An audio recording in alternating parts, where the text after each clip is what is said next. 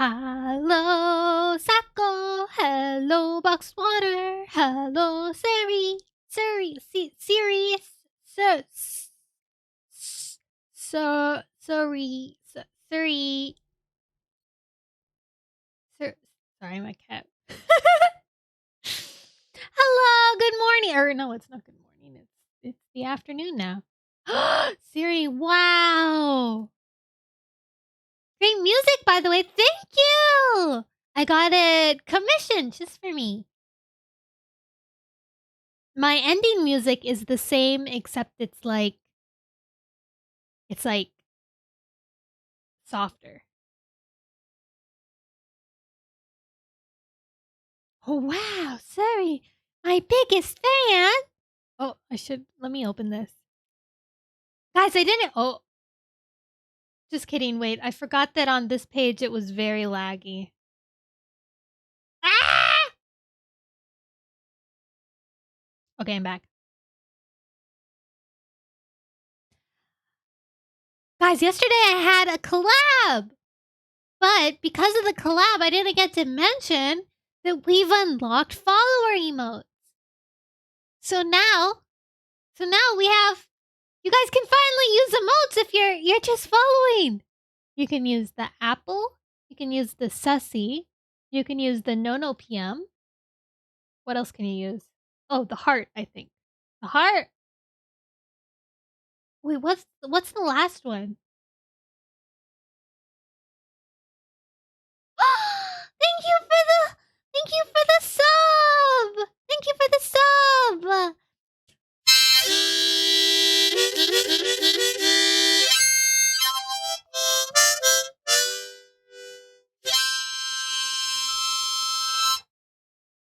Thank you, Sako. It's Nono. Hi, Shadow. Hi, Shadow. Shadow, look, we have. Oh my God. Hold on. Sorry. Go away. Siri, go away. I don't care. Stop. Oh my God. All my talking was it triggered Apple S word to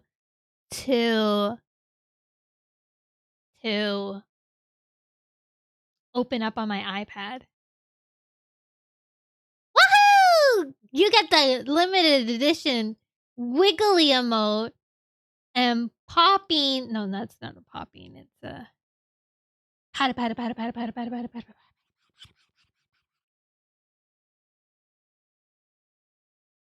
What's the last? Is pleading?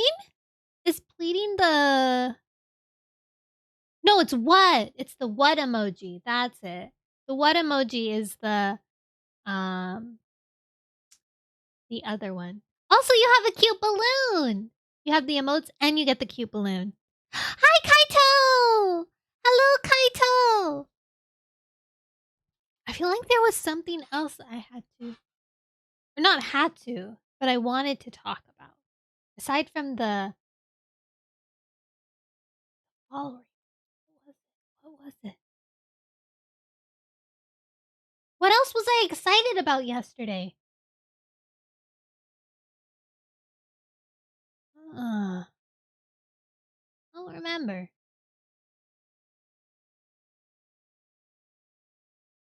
But in other news, I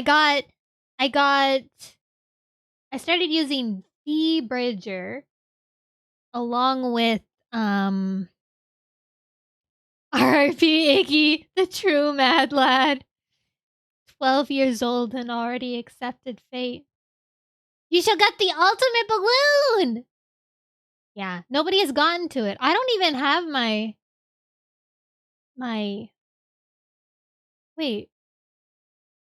Is the next tier like at 6 months? I guess so. Eventually. In 1 year's time, you will have the ultimate balloon. Which is a very cute balloon. But yeah, I'm using VBridger alongside with VTube Studios. So I feel like it's a little more, even more consistent than before. I feel like I'm like ultimate.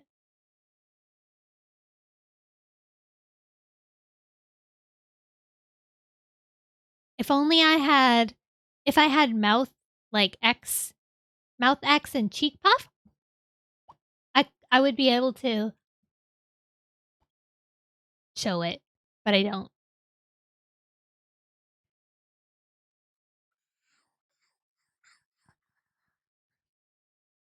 Why is it so? It's so entertaining to look at your tracking.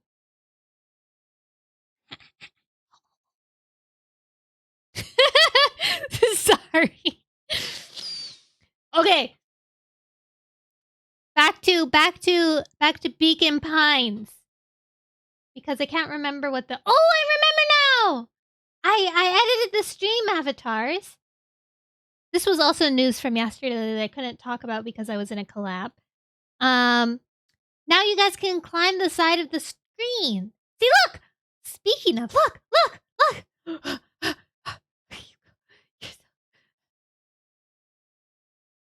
Hope you fell. And they're on the other side too!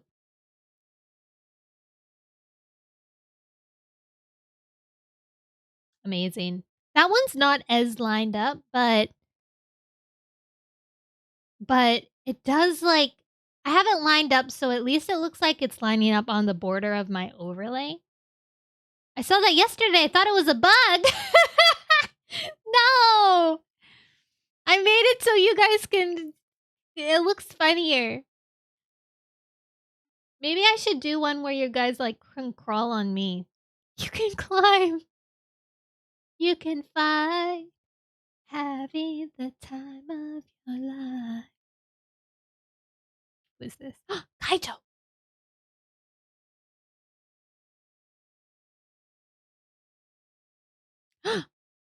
Alira. Aliri.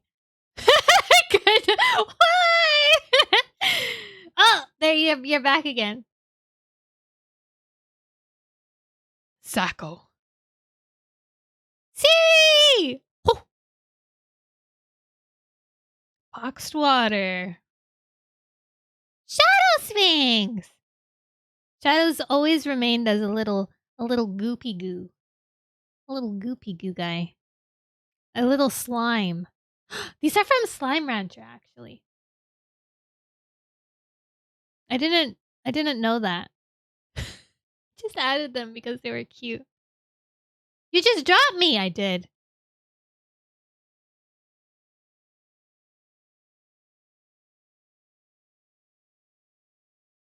Pinned. You have a shovel! You do have a shovel! You also have sunglasses. I don't think you're wearing a shirt, though. Siri has sunglasses and a fishing rod. Boxed water is the most decked out, though.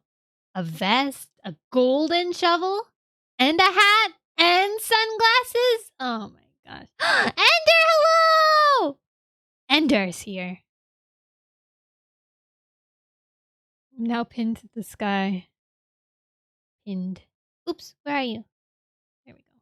Sacco. Oh!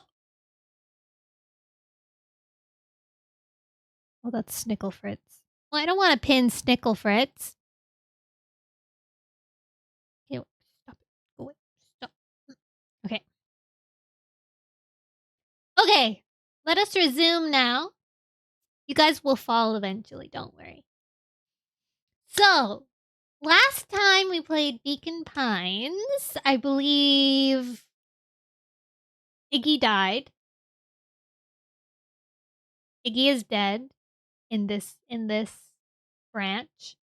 And we actually managed to stop the giant frozen explosion, which was really unexpected. I didn't think it was going to happen at all. I was completely prepared for the game to not or the game to end.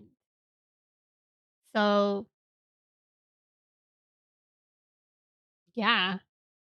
So we're going back to lag zone. So I think our only option this time is to refuse. I think we should refuse right now just to see where that leads.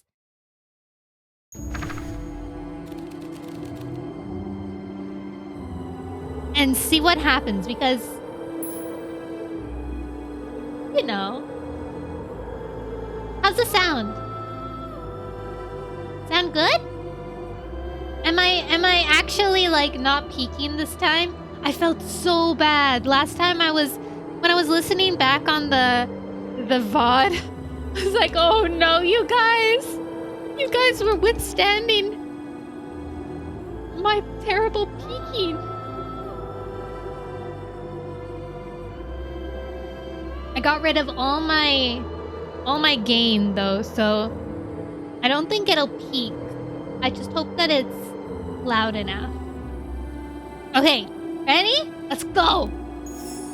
Luca had no choice but to refuse Iggy's request. He tightened his grip and reached for the walkie-talkie in his pocket. He's gonna call for backup. A wild delight crept onto Mr. Kerr's face. That's a good lad. Now, radio for help. Iggy begged Luca with his eyes one last time, but Luca pressed the button and called out. We need help.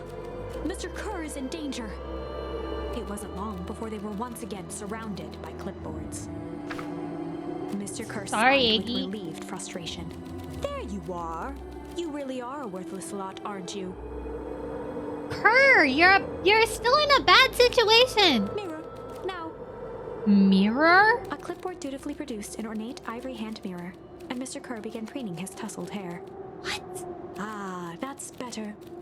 Mr. Van Horn, I applaud your sharp thinking under duress. I'll put in a good word for you with the founder. Take them away. The founder? What the heck is the founder? Luca. The last thing he saw before a cloth bag was pulled over his head was the defeated look on Iggy's face. Iggy, I'm sorry, but you were gonna die! The end. Oh, it was an end. I think this was one of those times where doing the right thing was the wrong thing. Was it though?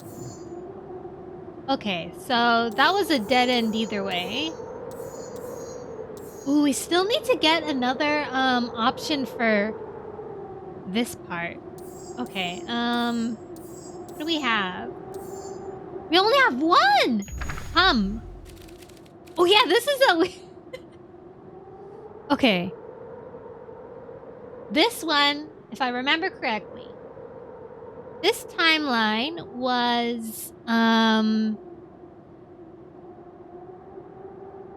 Ooh, this was a long timeline.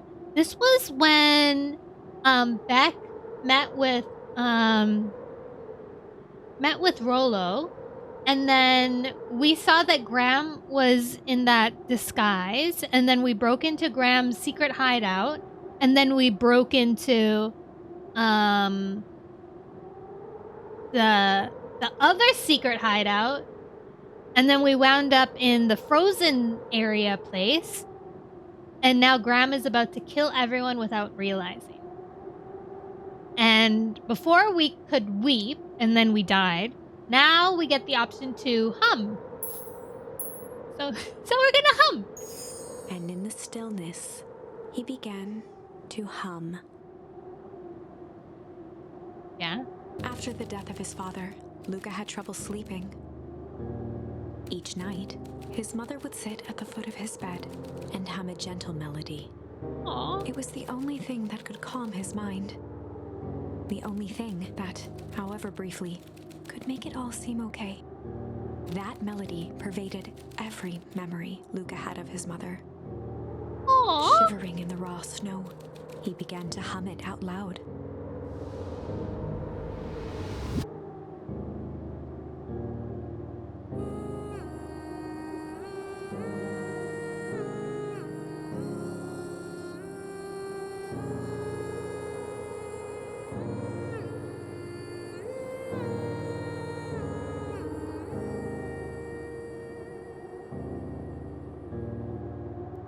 Gran lowered the torch, listening closely.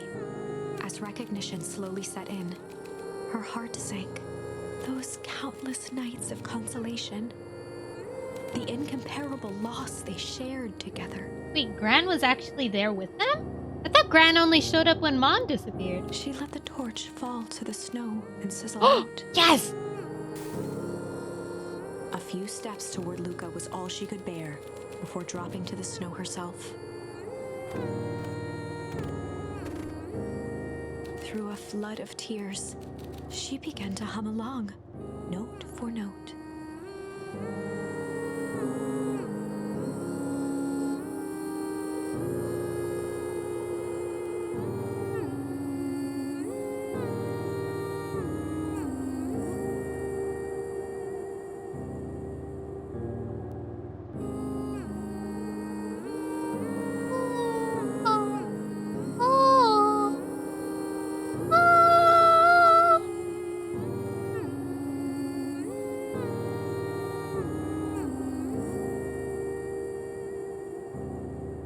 Peace. Luca lifted his head. Oh, I had to. I needed to press space. I was just like waiting. The last time he heard that melody was the last night he saw his mother. It's sad. How do you? I'm so sorry, my little buckaroo. Buckaroo? What? The only people who call me that are my dad and your mother. Luca blinked through blurry, watery eyes, trying to see more clearly. What? He could just make out the impression of a familiar face. Yo! He peered across the snowscape at the woman on her knees. Something about her was undeniably his mother. What? Only smaller, older, changed. Oh my god! Oh my god! She must have been hit with the fertilizer! She was hit by the fertilizer and aged! Oh my god. Mom? That's right, buckaroo. Mom! Luca sprinted as fast as he could toward his mother. Oh my god. She was... What? Oh my god! Mom! So that's why Juniper is actually dead. That real grandma is dead, and then her mom had to take her grandma's place because she turned old. They held each other close, and the cold retreated from their bodies. Eleanor, I thought you were gone. You should have known I would never abandon my son. Eleanor looked down at Luca, tightening her embrace in an appeal for forgiveness. How? Oh, sorry. How? You're a smart man, Joseph. Oh my gosh. You're a smart man, Joseph. I thought you'd have pieced it together by now. You were exposed. Mom, I don't understand any of this. What happened to you? Where did you go? Why did you leave me? I never left you. I was always right here, Luca. Why did you lie to me? It tore me up, Luca, but I did it to keep you safe. I thought getting answers would help us both move on. The more I discovered, the more I realized the danger we were in. Until perennial harvest was stopped, it was better if everyone thought I was gone. You could have trusted me. There are bad people. These are bad people, Luca. They won't stop until they get what they want, and they don't care who gets hurt in the process. Then what do we do? We have to stop them. Joseph slumped into the cold, wet snow. They can't be stopped. This is too big. I tried beating them at their own game. I'm done fighting fire with fire. For the first time, oh my her god! voice felt Nexus! again. Nexus! Texas is an emotional moment. You can't scare me like that. He set an alarm just to bully me.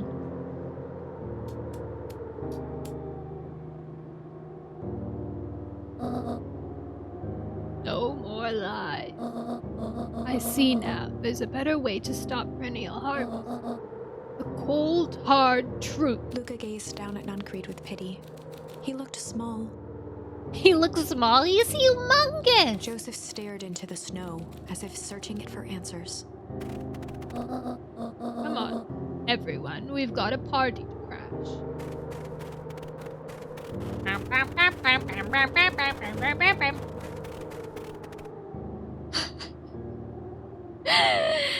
He scares me so much! You don't understand. He always wins. Chapter 9. Chapter 9! The Devil You Know. Oh. 7 months ago. Eleanor Van Horn crept down the maze of sterile hallways under perennial harvest. Oh my god, do we get to see Mom as a youngin'? She stopped in front of the large steel door marked Deep Engineering. No turning back now. She raised a trembling hand. The stolen keycard worked as promised, and the door bust open with mechanical efficiency. She was immediately hit with the smell of disinfectant. It was some sort of laboratory. In one corner was a desk covered in papers. Across the room stood a tall metal pod with hoses protruding from its base. She rushed to the desk and began shifting through the piles of papers. They were experiment reports on something called Tempest Liquamen. Tempest Liquamen. There were dozens of them. Every Fertilizer. one stamped failed. Eleanor heard the sharp echo of footsteps approaching. She was out of time. Her eyes scanned the room, eventually landing on the strange pod. She jumped in the pod? Muttering a curse under her breath, she dashed over and dove inside.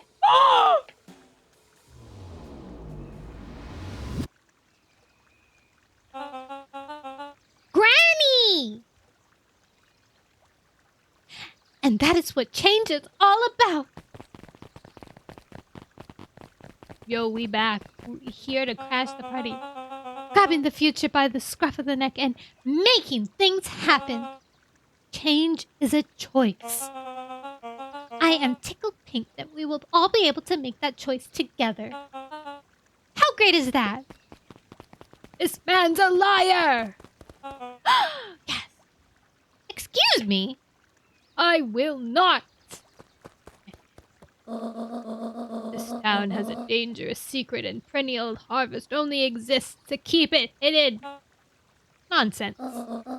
They picked up the whole damn town and moved it right under our noses. You aren't making any sense, dear. Mr. Kerr addressed the crowd with a sarcastic tone. Imagine such a thing. It's absurd and just plain impossible. They promised they could fix the foul harvest. They told us they would clean this place up. We just had to leave town for a few days. Oh, yeah. When they did the... Right, they did the deep clean. They did the deep clean and then everyone had to leave and they let them stay in hotels. I was wondering how they would have been able to, like, move everybody, but that makes sense if they kicked everyone out of the town. But while they had us evacuated... Mrs. Hart, I'm afraid I'm going to have to ask you to. You're afraid of a lot of things, aren't you? You sniveling little worm. This is growing tiresome. A little help, please. Don't you all see? This festival is a sham. An excuse to have the whole town gather in one place. They're planning something awful. I don't know what, but these people are wicked. Don't listen to her. She has absolutely no proof. I am the proof. I'm Eleanor Van Horn. Whispers filtered through the crowd. Well, aren't you just sneaky as the dickens? We all knew Valentine's fertilizer was too good to be true, and now this whole town is paying the price. Ladies and gentlemen, I am so sorry about this disruption. My associates will take this obviously disturbed woman somewhere comfortable so that she can get the help that she needs. Oh, snap. She's not the one who's disturbed. You two-timing clown. You all know there's something wrong with this town. It was just easier to look the other way. The truth is... Solomon!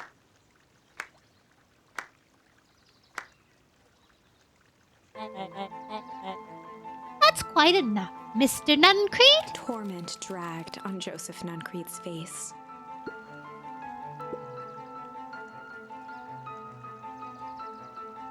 What?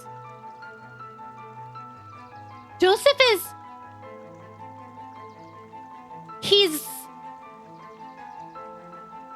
a Valentine? He's part of the Valentines? Take them away. What? What's going on? No, I want them to say this. The ever-tempeous Eleanor Van Horn. You've been quite the thorn in my side. Like a weed that's borrowed wind where it doesn't belong. I must confess, you look dreadful. He paused for a moment, plucking a piece of fuzz from his sweater. And Oh my god! Oh my god! Oh my god! I just... Guys! I bet Solomon is actually the old Valentine. I bet Solomon is the old Valentine, and he had the fertilizer put on him somehow, and it like reversed him. Probably. That's what I think. Why else would he be so like weirdly mature? And he like came in like out of nowhere, right? Consider yourself in rare company. You've managed to pull one over me. It won't happen again. I knew you had some sort of plan to disrupt our little party. But alas, I expected something a little more impressive than coherent rambling. No matter, your failures are yours to bear. Mr. Kerr? Yes, sir. It is a shame it was cut short, but I thank you for that rousing oratory. I will take it from here. Yes, sir. Of course, sir. You have done quality work for me, William. You can look forward to the recompense we agreed upon. Kerr gave a bow of deference. Founder, you are most gracious. Gasps rippled through the crowd. Thankfully, we can dispense with all formalities from here on out. Solomon pulled a glass vial from his pocket. In one smooth motion, he downed its contents. It's the fertilizer! A triumphant smile grew across Solomon's lips. You can all call me Sharper Valentine. His body and face began to contort and expand as he disappeared into a belching green mist.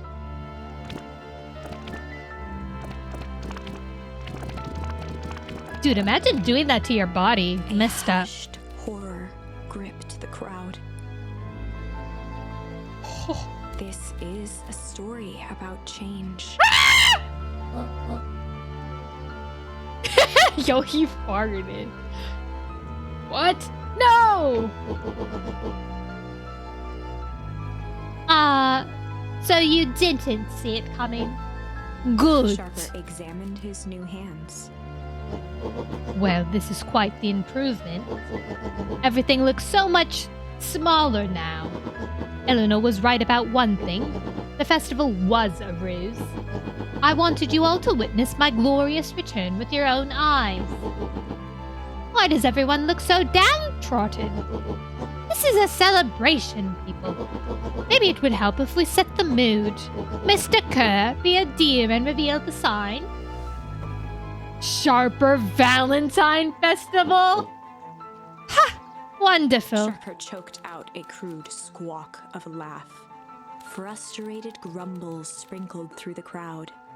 Well, imagine being in this crowd right now. Those kids, those bunny kids right here behind me, they're like, yo, what is happening? Yappa, you malicious bum. Oh, Malice! I'm glad you're back so I can tell ya to your face. You destroyed this town. We ain't gonna let you get away with it again. Sorry, this is not the time for audience participation. Some assistance, Mr. Kerr. William Kerr gave a subtle nod to the clipboards. You coward! Does anyone else have something to contribute? A helpless quiet settled over the crowd. I thought so. Did you all truly believe you could be freed of me? A town of complete and utter fools. You people should be celebrating my return. You clearly lost without me. That leads me nicely to my children. Daddy. Oh my god, look at how happy he looks though. I gave you both the greatest gift a parent can give. The opportunity to prove yourselves in my absence.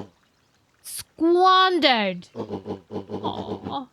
To say I'm disappointed would be an understatement. But Silence, Augusta. An adult is speaking. I don't know which is worse, a son who is completely hopeless, or a daughter with such potential who inevitably lets me down. Harris, you fail me with admirable consistency. Thankfully, I was counting on it this time. Father, I have been wasting time, my dear. What have you accomplished? I was focusing on cementing our legacy. Legacy? Who needs a legacy when you can just live forever? Well, what about... It's all right, kiddo. I'm afraid you suffered from a complete lack of imagination. There's just no helping it. Now then, where's Joseph? You didn't take the opportunity to slip off, did you? Ah, there he is. Everyone should give him a hand. None of this would have been possible without Joseph. I think you've said enough. Nonsense. The people deserve to know how helpful and loyal you have been. I only did what I did because he left me no choice. You always had a choice, Joseph. You were simply too weak to take it. No matter, cheer up.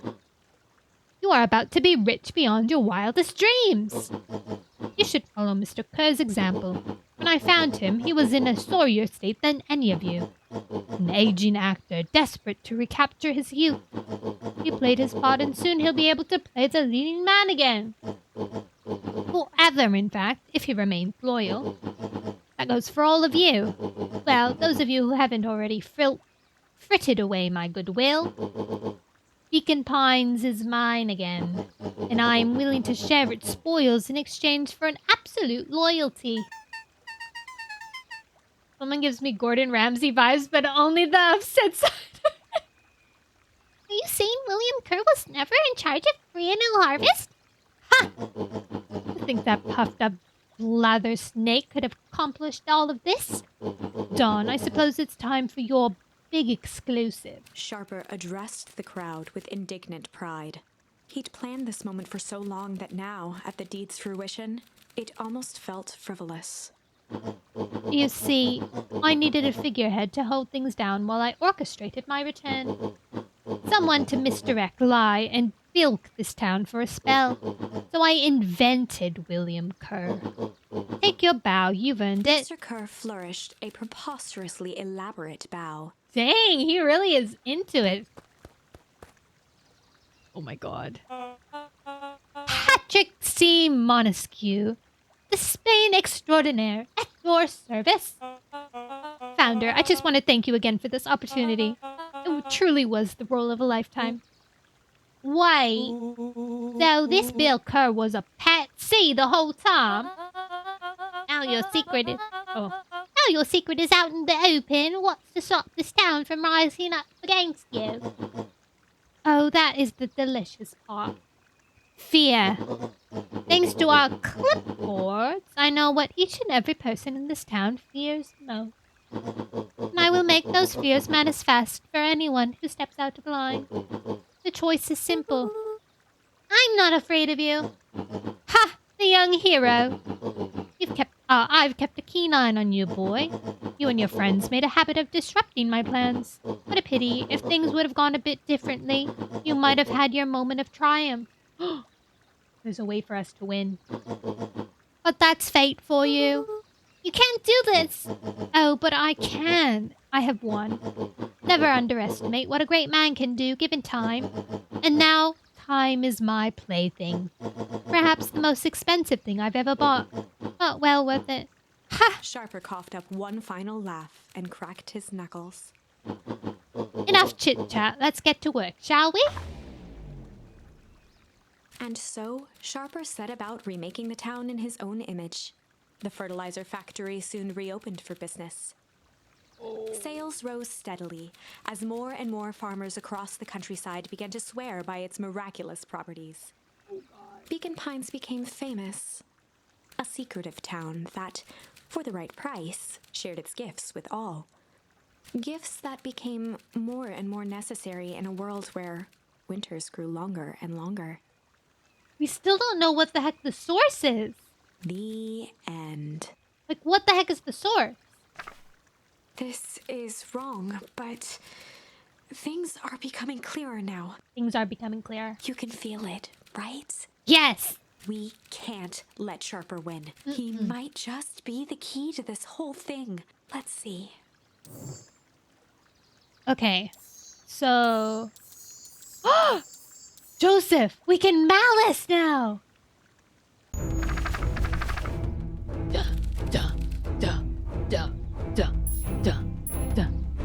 Dude, there was malice lurking behind those eyes? How is that better? That's terrifying. There was a malice lurking behind those eyes. Like a trap ready to spring. Luca felt the weight of Nuncreed's hand on his shoulder. Something wasn't right.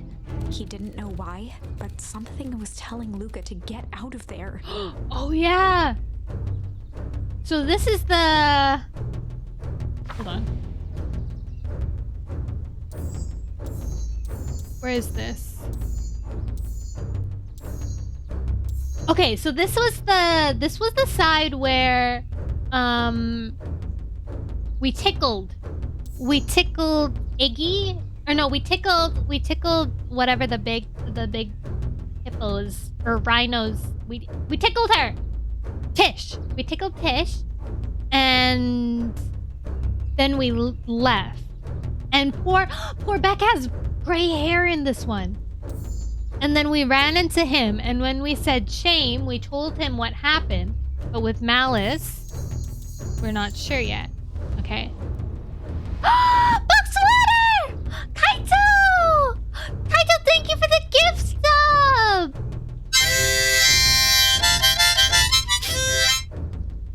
Thank you so much! That's so nice of you!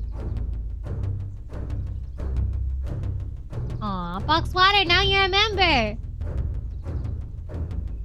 Woohoo! Now you have the #1 gift present!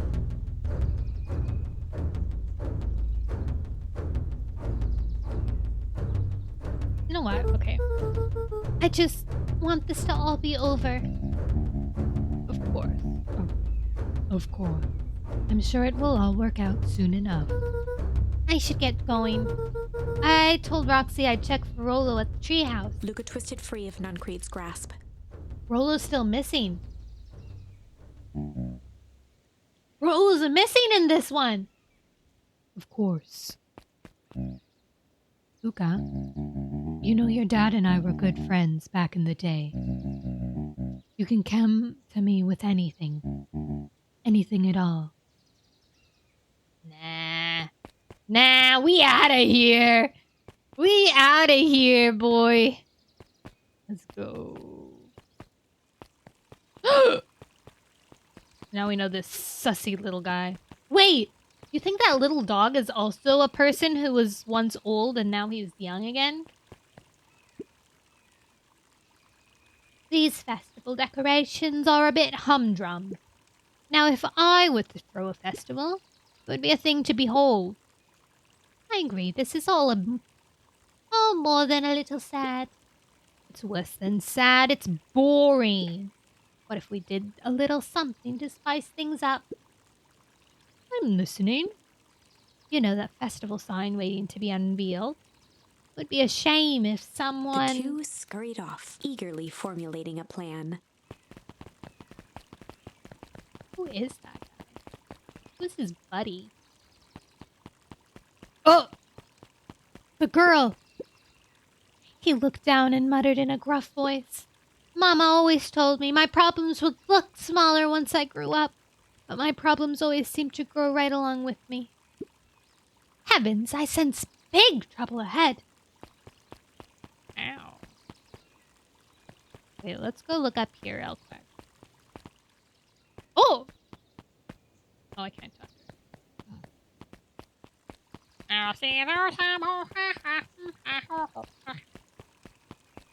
We're off to see the wizard. Oh, miss! Just making sure that we get all the options, you know? Oh my god, it's Beck's mom! Identify yourself, please. Nellie Mowell. I work here now. I am unable to locate you on our staff roll. Oh, I don't officially start until tomorrow. Mr. Kerr said I could come in early tonight to get a few things. Hold, please. Clearance authorized. Thank you. Our harvest awaits. That's such a cult thing to say. Our harvest awaits. Wow! You could get a wrench up the noggin sneaking up on a guy like that. Don't scare him out while he's junking, Sonny. Evening, Geoff. Isn't it kind of late to be junking? I might as well ask the same thing of you. Find anything good? Ever since perennial harvest moved in, even the junk is trash. You can learn a lot about a person by looking at what they throw away. With this bunch, it's all shredded paper and coffee cups. Well, I better get going. I didn't see nothing if you didn't see nothing. See what? Exactly. Oh, who's this kid? Oh, he doesn't want to talk. Okay. You want to talk? Nope. Rollo! Rollo? He aired a long holler into the woods. Rollo! Rollo, wherever you are, I hope you're okay. Luca felt his eyes getting heavy and plopped into the beanbag. Nap. He conceded to its lumpy embrace.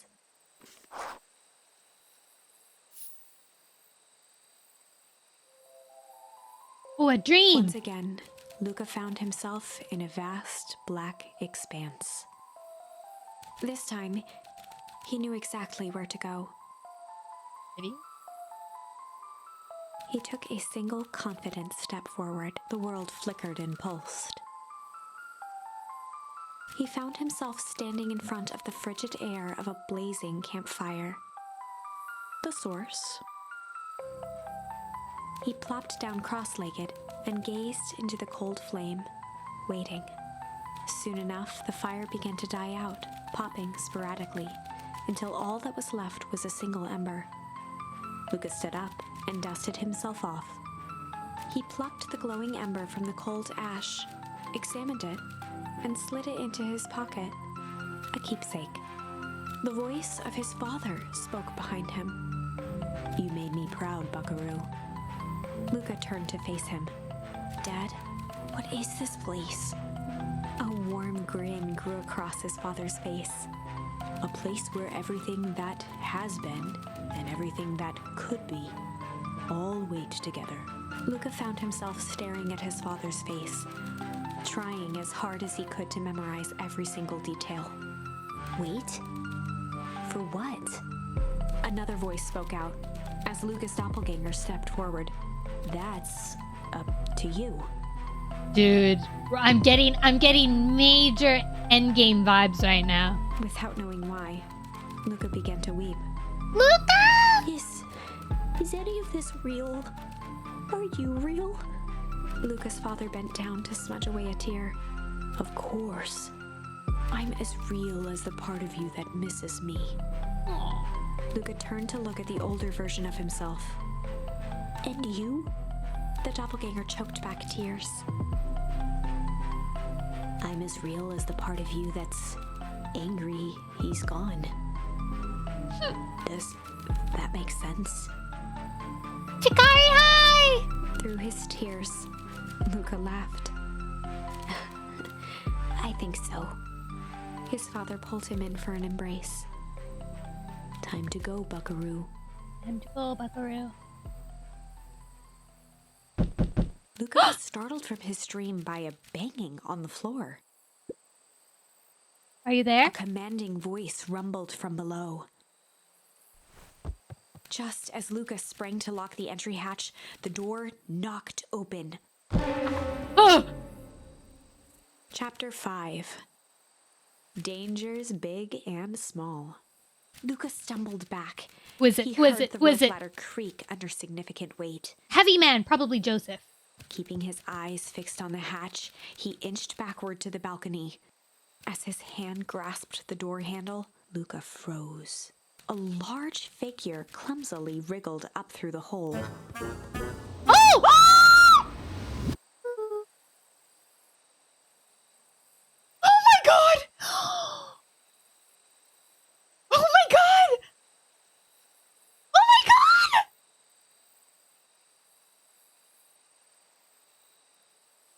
Rose and bacon now! Oh, Nerolo! Oh my god! What? Stop right there! Laurel! Oh my god, his voice is so deep! Sheesh, I know it's dark and all, but I figured you'd recognize me. Who are you? The large figure cocked its head inquisitively. Oh my god, he's so big and buff. Look at how cool he looks! Stop now or I'll club you with a baseball bat. Whoa, whoa, whoa. Take it easy. Luca, I need you to get your eyes checked. It's me, Rolo. Nice try, but I know you aren't Rolo. You're like one of his random uncles or something.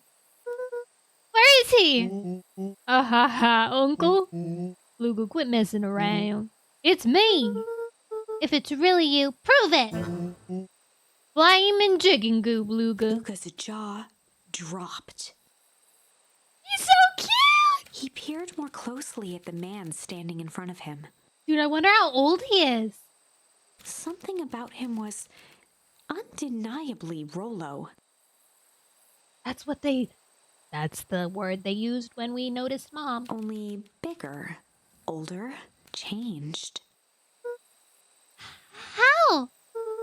What happened to you? I was running away and ran into more of those yellow suits. They grabbed me and dragged me away. What? Where did they take you? Dunno, they threw a bag over my head. It was cold and smelled like swimming pool. I think it was underground lab or something. They made my hands all big, look! Rolo proudly presented his hands to Luca. Proudly presented his hands! Pretty sweet, right? I mean, it wouldn't be my first pick for a superpower. But beggars can't be choosers. Oh my god, he thinks it was only his hands. Rolo, it wasn't just your hands. My feet too? Dang, Pa just made me new shoes. Wait, Luca, why are you so small? Luca moved to the side and pointed Rollo to his reflection in the balcony window. What the? His hands shot up to his face. Holy Toledo!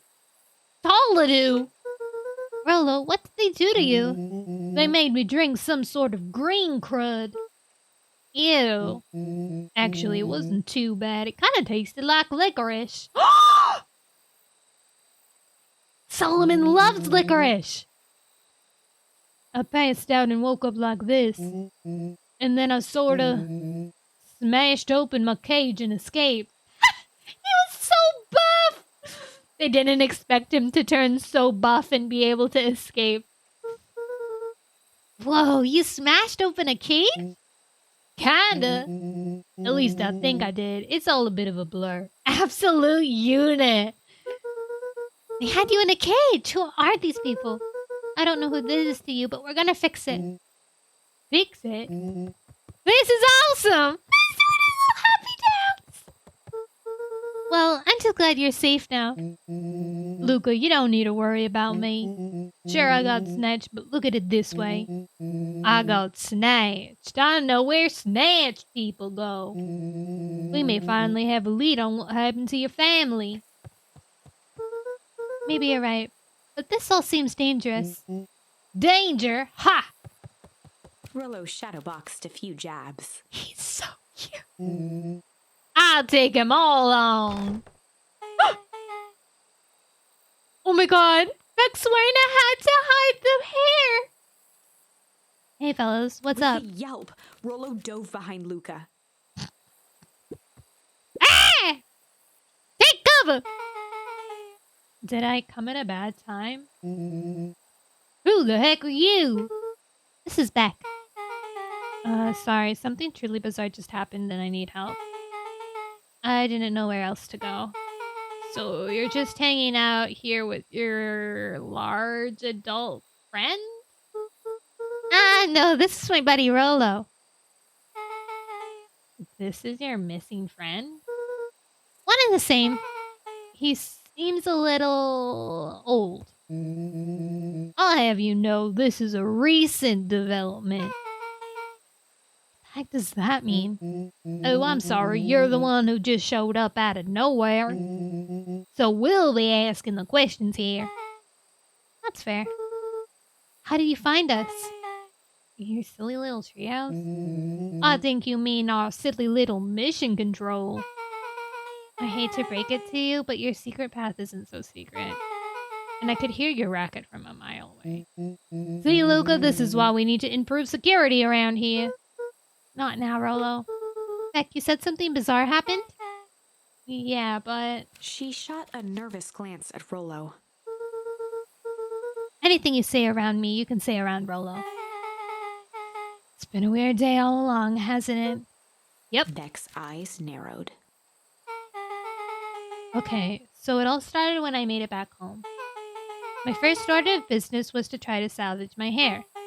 So I dried it with some stuff from the chemistry set my mom gave me. Okay. Just need to play it cool. And hope no one notices. Notices what? Oh, nothing. I was just... Come over here and let me have a look. Oh, honey, what in the world did you do to your hair? I just kind of felt like a change. This is gonna take forever to grow out. You were the one who said the change was a good thing, right? I was talking about your mother's new job. I was talking about us moving. Well, I guess I just took your lesson to heart. Ilona tried to put on a smile. Before I forget, I came here to tell you that Nellie had to go into work. Tonight? Her and Mr. Kerr decided it would be good for her to get some things done before tomorrow. That Kerr guy seems like a grade A creep. Beck! He is. Him and his weird cult of personality. You are not going to ruin this job for Nellie. It means too much for her. Oh, I know exactly how much it means to her. means enough to her to exile her daughter in this podunk town. This place sucks. People are weird. You just don't know them yet. It's always cold. We're in the mountains. You'll get used to it. Can't even pick up a single decent station on the radio. It's all banjo music and farm reports. You know I grew up in a town not that different from this one. Is that why you're better at talking to plants than people? Oh, burn! Okay, so here's what we're gonna do. First of all, you're grounded. What? In the morning, I'll have Nellie come and see what we can do about fixing your hair. You need to look presentable for the festival. But not another peep. She sighed, and after a moment, looked down at Beck sympathetically. I know moving is hard, honey. That doesn't mean you have to make yourself miserable all the time. Other people seem to have it covered for me. Oh, and if you decide to rebel by dyeing your hair more... She flashed a sly grin and tousled Beck's hair. I'll just shave it off for you. Think of how rebellious you'll look then. Very funny. Thank you. Good night, sweetie. Good night, Mom. Wait. First of all, this town does not suck. Second, you need help because you got grounded. She does look so cute with the blue hair. No. I'm sorry you got in trouble. It's my fault your hair got screwed up in the first place. Don't worry about it. I actually kind of like how this look. Great, can we get back to the story now? The next part is the important bit. I have this radio upgraded with my mom, and I was too angry to sleep, so I tried to dial it in something worth listening to.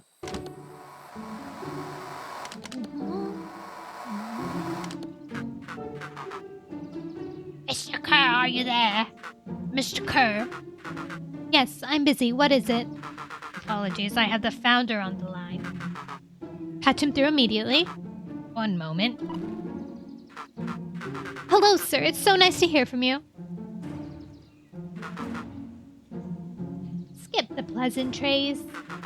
What's your report on the new lead researcher of deep engineering? Nellie Modeville seems to be integrating nicely. At this very moment, she's working to help us meet our deadline. She offered to work overtime before I even had the chance to suggest it.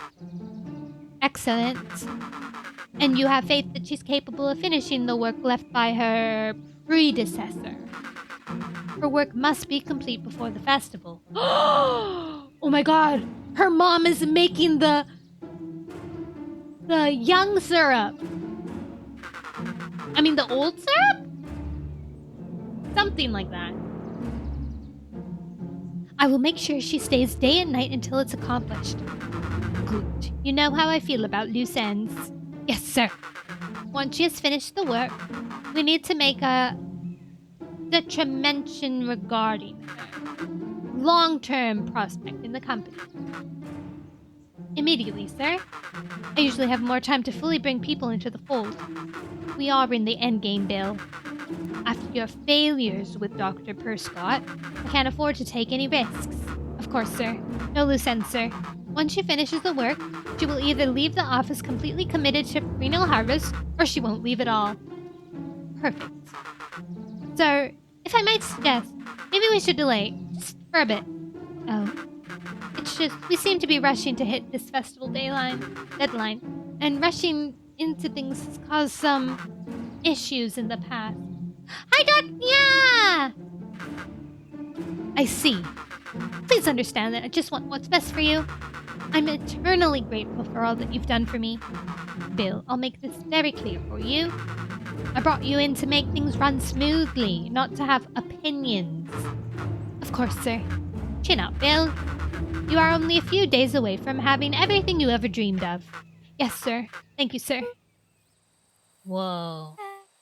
Yeah. Just so we clear, when they say loose ends, they were talking about murder, right? Like actually killing someone. Capital murder. Luca gave Rollo a quick elbow to the ribs. Who's this founder? I was hoping you guys would know. Nah, as far as we know, Kerr is the top banana at Vernal Harvest. Sounded scared of this founder guy. So we have an even topper banana on the field. What the hell is my mom caught up in? Has she talked about the job much? Not really. She said she was going to come in and continue the work of someone she respected. Luca, do you think that body at the warehouse was the person Beck's mom came to replace? That would make sense. Beck, it seems like Nellie's predecessor got, loose-ended. I'm getting that impression. Okay, so we need to get your mom out of there before the festival happens. That's 2 days away. Won't you just come home after work? The creep on the radio said they were going to hold her in there until then. So if she's not coming out, we gotta go in and get her. Yes, we get to go in the building. Beck flicked a large sheet of paper out of her pocket and slammed it on the floor. Maybe this will help. You have blueprints. Well, it's really just a welcome map from my mom's PH orientation day. But it shows the layout. Sure looks like blueprints to me. Look, here's the reception area. There's a big room marked Founder's Office. It even has the exits marked. Guys. We have a deadline. We have an objective. We have blueprints. You realize what this is, right? Rollo started to wiggle with excitement. Hi, Mikarin! Bacon Nono! I think we're heisting. This is officially a heist. Chapter 6. The Heist. The heist! They spent the night's end huddled around that small map. Oh my god! A plan to infiltrate the headquarters of Perennial Harvest. Mikarin. It would be no small feat. A modern facility equipped with all manner of technology. Not to mention the swarm of clipboards that would most certainly be scattered throughout. By the time the sun began to peek through the car window used as a makeshift balcony door, all were in agreement. This could just work. We stayed up all night. The final day before the festival would be used to prepare. They'd need to pool every resource at their disposal, pull every favor with a thread. Even enlist some unsavory characters around town with important tasks only they were suited for. Dun dun dun! We're getting the gang! Luckily, there was enough ill will and mistrust toward Perennial Harvest that alliances could be found at a bargain. Nice. Luca, Beck, and Rollo rubbed their eyes as they exited the treehouse. We are totally getting Dawn on our side, right? Totally. They hadn't slept at all that night. There was no time. The festival was to begin in 1 day, and they each had their assignments.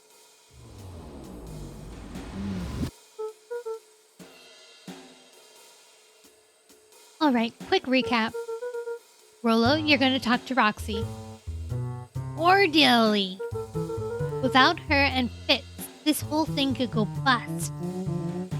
Me, Cordial is my middle name. And how do you plan on explain your new... He waved vaguely at Rollo's sizable figure. circumstance? Bah, she'll be happy I'm alive. She Beck won't even snorted an notice. involuntary giggle. And Beck, you're sure Ilona won't just shoot this whole thing down when she hears it? She'll listen. And she understands the danger Nellie is in, the danger we're all in. Her plan will make sense. Okay, that leaves me with Geoff, then Iggy. Iggy! How are you going to persuade them? I'll think of something. Each looked at each other with sleepy confidence and nodded. Well, Godspeed. Let's go! Iggy and Tish. Let's go. Can we talk to you yet? No. Iggy, where are you? I mean, Geoff, where are you? Dude, is nobody awake? I have to find them. We are about to prepare a payday ties. Okay, nobody.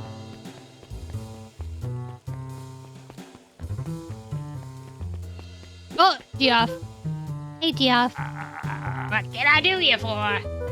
Well, I know how much you hate preannual harvest. Hate's a strong word. Oh, sorry, I mean... I didn't say it was the wrong word. Gotcha. So we're gonna break into their headquarters, and I thought you might be able to help. Jeff wheezed out a long snicker. Yeah, see, I knew you kids were alright. Great, so you The help? joy in Jeff's face drained instantly. Not a chance. But... Give me one good reason I should risk my hide aiding you and abetting you ask. Looking into the sullen eyes of his would-be accomplice, Luca blurted out the first word that came to mind.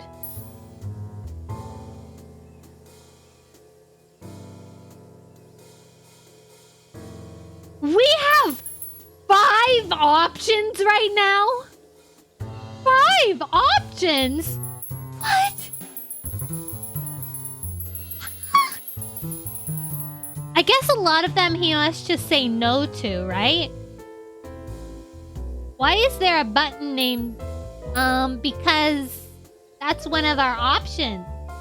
Hi, Juice! Wait, is that you? Levy? Levy? Why 5? Because usually it's only 3. Most of the time it's only 1. Okay, let's say crooked. They're all crooked. Like cockroaches. Stamp one out and another one comes straying along to take its place. Oh. Luca wasn't ready to give up so easily. He shouted out again. Oh, okay, so I just have to pick one. Junk! Yeah, well, of it. Sonny, I've got more junk than a king-ass copper. Ain't interested.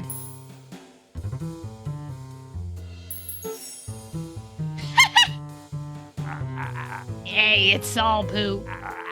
I still ain't helping. Ain't that some poo? Hee! Hide! Jeff's brow perked up. What do you say? Go ahead and hide then. Sensing some traction, Luca carried on with vigor. Like a bunch of kids let a bunch of kids do what needs to be done. We're not afraid. Jeff's scowl faded with a sigh. Say what you will, old Geoff, and they'll all do.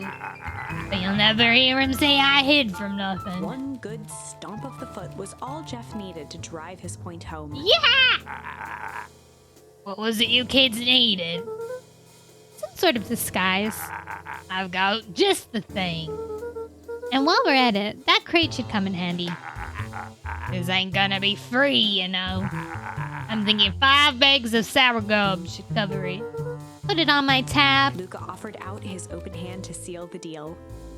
With a firm and dusty grip, Jeff reciprocated. Oh my god, thank you so much for reminding me, Sako! Guys, if you didn't know, Jupiter is gonna be so easy to see tonight.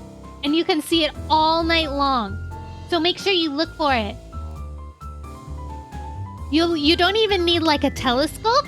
You could like, if you have binoculars, you can probably, I think they said you can actually see the rings. Like, I mean not the rings, like Jupiter rings, but like stripes on Jupiter. And some of the moons. Yeah. But you should be able to see it even without that, right? Crazy. No, Mikarin! You should ask them to go on a break and go outside and see. Oh my gosh, thank you so much, Sako. That's so important. Guys, remember to go look. You won't be this close. It won't be this close in another 128 years or something crazy like that. So we'll all be dead, probably. So go look! If you can. Hold on, let me Now that we're taking this little break, I have a box of Girl Guide cookies with me right now. The mint ones. I'll just live another 28 years. No worries.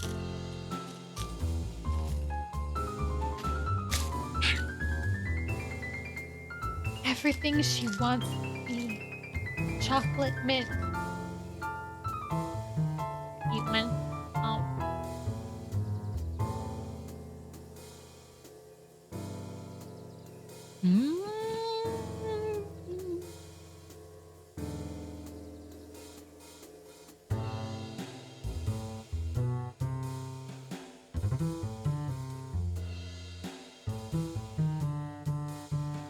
I shouldn't have stuffed the whole thing in my mouth.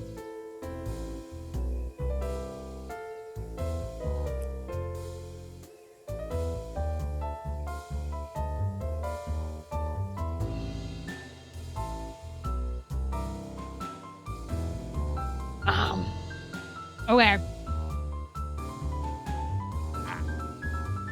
Done. Swing by first thing in the morning.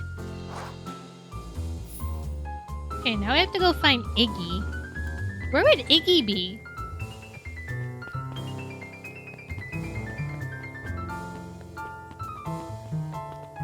Oh, there he is. Hey Tish, look who it is. Luca, are you here to try and tickle us to death again? Look, just hear me out. Iggy raised an eyebrow suspiciously. We're listening. Iggy, I know we've both been giant bags of poop to each other. Iggy gave a reluctant shrug. You're not wrong. But lately, life has been kind of... Oh my god, we have to like... This is totally endgame, guys. This is totally endgame. We're getting all these options to like make our way through each conversation. The big heist at the end. It's happening.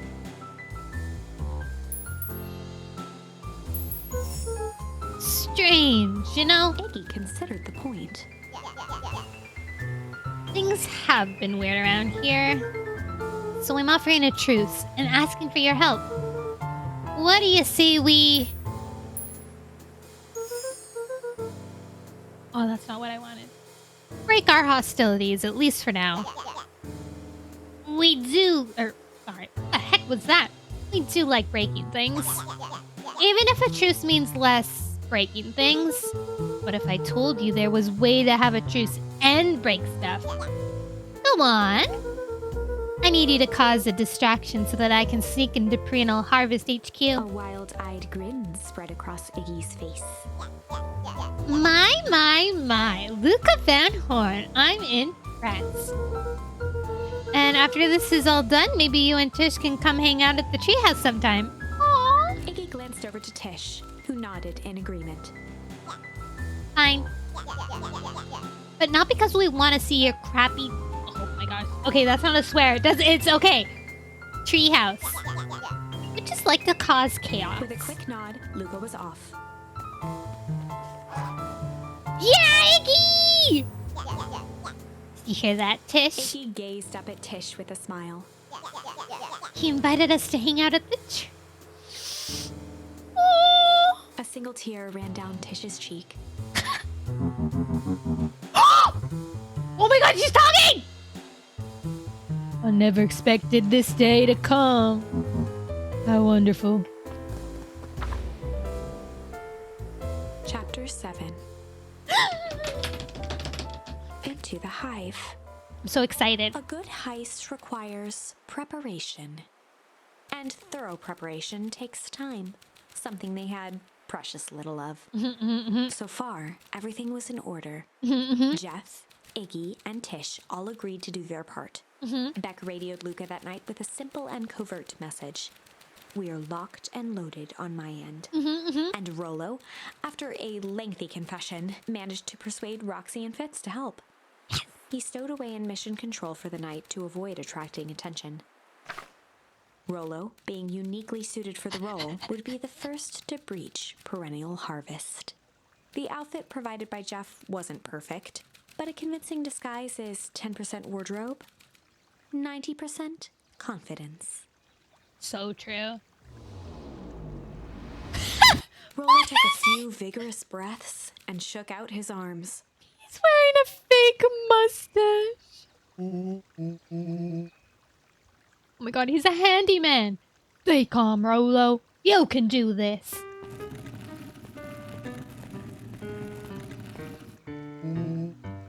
Got your delivery here.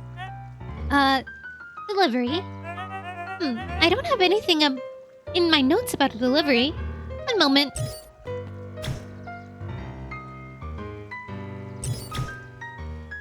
I am so sorry, but there's no delivery scheduled for this morning. Right. He had to think quick. That's because this goes directly to the founder. He asked that it be kept secret. Rollo sighed, adjusting his tool belt. You know how the founder can be.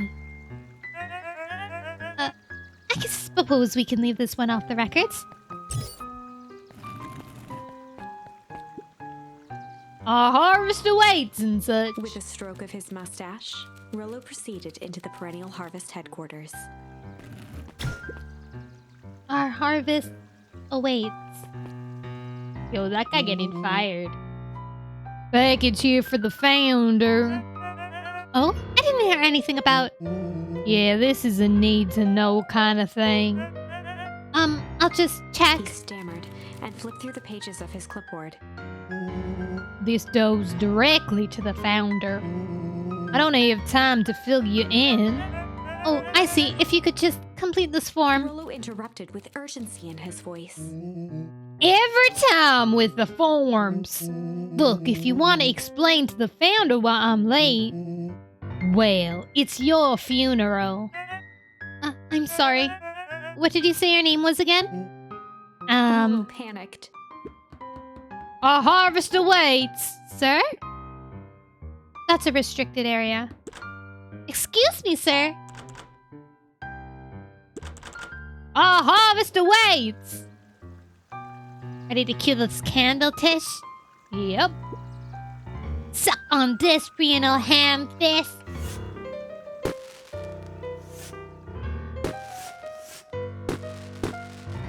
What was that? Distraction was enough for Rollo to regain his confidence. Just open the dang door. I've got a job to do. The board fumbled around in a frenzy. Oh, God. They're using overwhelming strategies. I should check on that noise. Oh, come on. Just buzz me in already. Okay.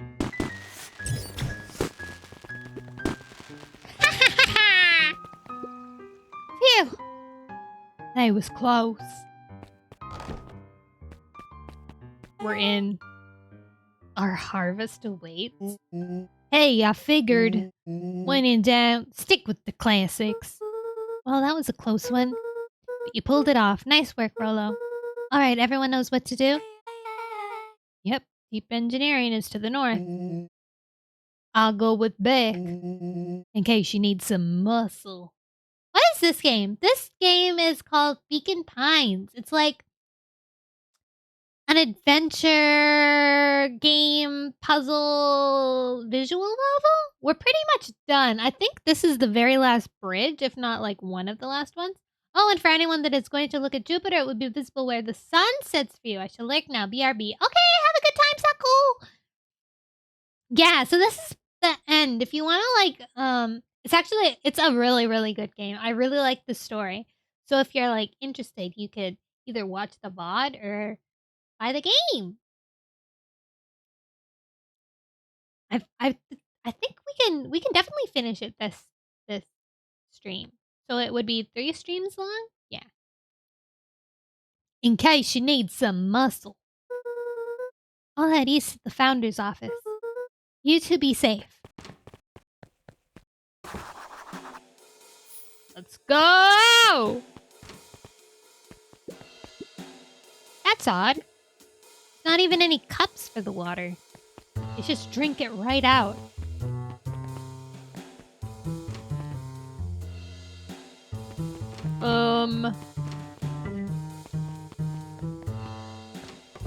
Ah! Solomon? Solomon stopped in his tracks. Luca? What are you doing here? It's a long story. Are you okay? A veneer of confusion flashed across Solomon's face. His words rushed out dramatically. No, I'm not. I am most certainly not okay. Some strange people grabbed me and... Were they in hazmat suits? Yes, how did you know? Oh, that's like a mix of country and English. They brought me here and locked me up when they were distracted. When they were distracted, I ran. Dang, okay, you should stick with me. We've got a plan. Solomon's facade briefly faltered. We? Yeah, Rolo and Beckett headed to deep engineering. Thank heavens you found me. We've got to get out of here. We can't leave just yet. But they'll catch us again. I've got to do something first. When you were running, did you happen to see a door marked Founder? Founder? Why are you looking for him?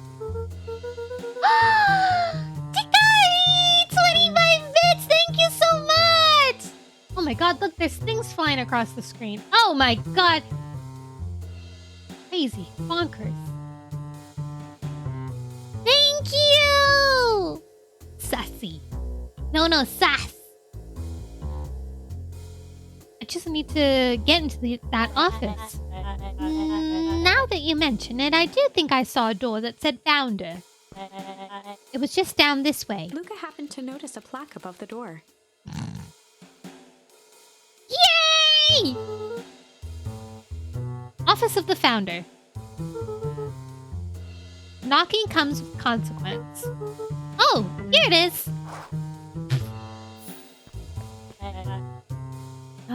So it is. It's pretty lucky that I ran into you, or else I might have missed it. Truly fortunate. Luca tried the handle. Locked. Solomon leaned forward to examine the mechanism. Regrettably, it seems to be some sort of electric lock. I don't see how you or we could possibly defeat a lock like that. Luca smiled and looked at his watch. Let's just wait a minute. Mom!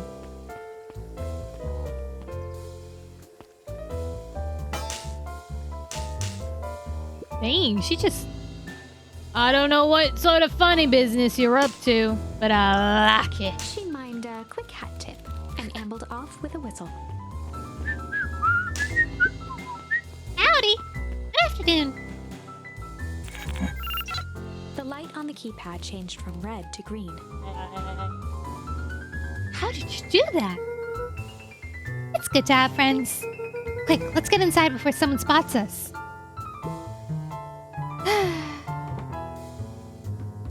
Luca switched on his walkie-talkie. Oh my god, look! Do you see the family portrait? He's throwing darts at Augustus. That's his son! That's his son he's throwing darts at! Rolo, I'm in! As expected, there's a control panel. Great timing. We're stuck at the locked door mark 24601. Need you to get us through. What if someone catches us? We should get out of here. I'm not leaving my friends, Solomon. On the computer screen, a Gus is the green only cursor cool blinked in the one. password field. He's just a depressed big man. Surely you don't have a way to get around the password. Luca pecked out his best guess. Underground secrets. Wait, how does...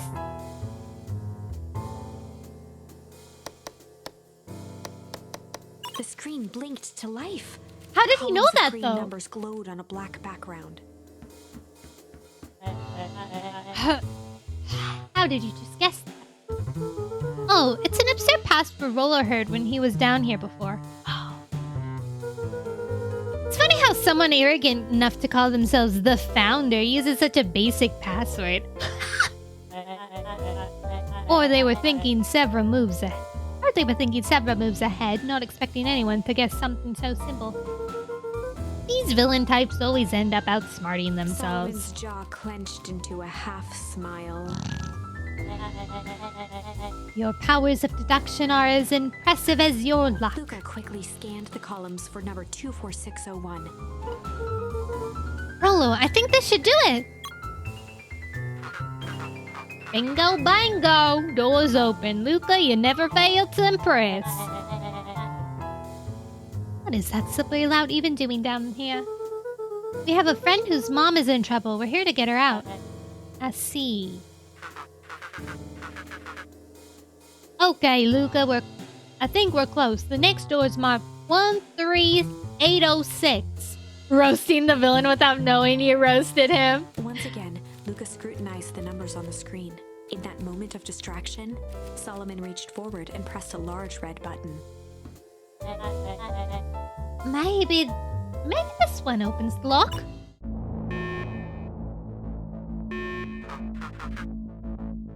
Hey, we've got company.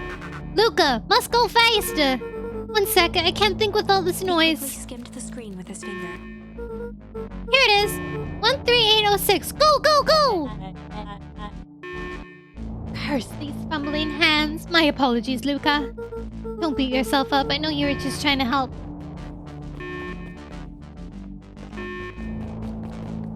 Dun dun dun dun dun dun dun dun dun dun. Oh man, no water cups. Rolo! What's that? What's that supposed to mean? Rolo, are you okay? Rolo, come in! Mr. Kerr approached with a sneer and spoke into his walkie-talkie. You can turn off the... You can turn off the alarms. They're With trapped. self-satisfaction, he called into the hallway. That, my dears, is a dead end. Nowhere to run. Rolo, where are you? Are you okay? Yeah, I think we lost him. Making our way back to Nellie's office.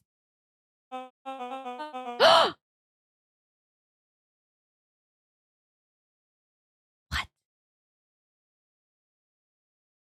Okay. You two rabble-rousers are coming with us. Nope. Make a break for it. Oh, that was too high. That was like a Mickey voice. Did that little poop kick me? Don't just stand there after them. Okay, I think that where Roxy and Fitz have them on a wild goose chase. I think I'm having trouble following what... I think I'm having trouble following what just happened. Like I said, it's good to have friends. Rolo, how long do you think Roxy can distract them? How long can Roxy keep someone so pissed off they can't see straight? Let's just say we've got time. Entering Nellie's office now. Mom! Oh, honey, what did you do to your hair? I thought you'd be happy. I finally used the young chemist lab kit. You sure have a knack for making me incredibly proud in the most frustrating ways. We need to get you out of here. We? Who's your adult friend? Oh, I'm not an adult. You ever heard of growth spurt? I had more of a growth spew. No, that's not possible. Nellie leaned over to examine his teeth. Substantial banding on the enamel of the molars, consistent with Tempest liquium exposure. Is that what you call the gunk they forced me to drink? You drank it? Oh no. They told me it was only being tested on plants. Oh, Bex, sweetie, I promise I didn't know. Mom, what the heck is going on in this place? I was brought here to work on the discovery of a lifetime. A novel chemical compound was discovered under beaconpines in a wellspring they called the Source. They named it Tempest liquiamine. It pulls energy from its surrounding in order to fundamentally alter matter's relationship to time. Oh. So it sucks the life of everything around it? Rolo got turned into a man. It was the secret to Valentine's fertilizer. They harvested the source, infusing small amounts of Tempest liquimine into the product. It worked wonders, drastically accelerating plant growth. Crops would be ready to harvest in a fraction of the time, but it led to complications. The foul harvest. Perennial harvest came in to clean up the mess, to succeed where Valentine failed. Tempest liquium is rebellious. Rebellious? You can think of it as a manifestation of change itself. It's violated by its very nature. Volatile by its very nature. So the more you try to force it to do a specific thing, the more it resists. Yes. I can relate to that. My role was to finish the work of my predecessor, Dr. Prescott. Harnessing Tempest liquimine to reliably manipulate an organism's age. Just imagine how many people we could feed. Mr. Kerr was very insistent that we achieve a successful result before today's harvest. Or today's festival. But you didn't, right? Nellie sighed. You know how much I love a good puzzle. I poured myself into the puzzle. It wasn't long until I discovered oddities in Dr. Prescott's notes. Oddities? They contained obvious errors, mistakes that someone of his reputation would never make. So I fixed them and now I get to replace my entire wardrobe. I really am truly sorry. Man, those clothes were all hand-me-downs anyways. It sounds like Dr. Prescott figured it out, got cold feet, and intentionally sabotaged his own work. I had considered that possibility. I sent a letter asking him to clarify his thinking. Dr. Prescott is dead. Kerr had him killed. What? I overheard them talking about it on the radio. It's why we gotta get you out of here.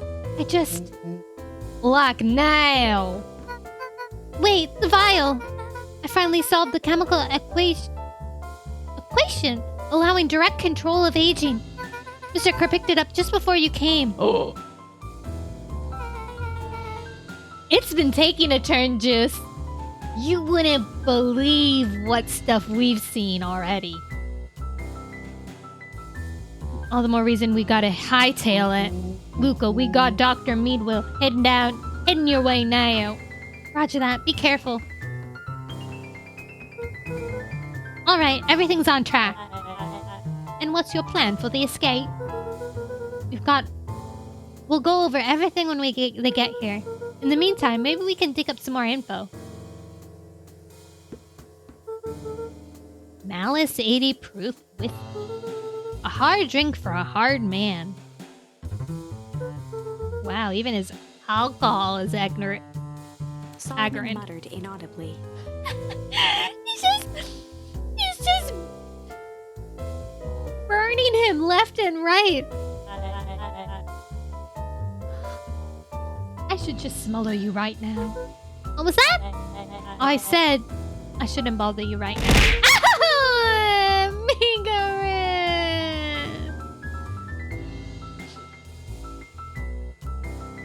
Don't be silly, you're no bother at all.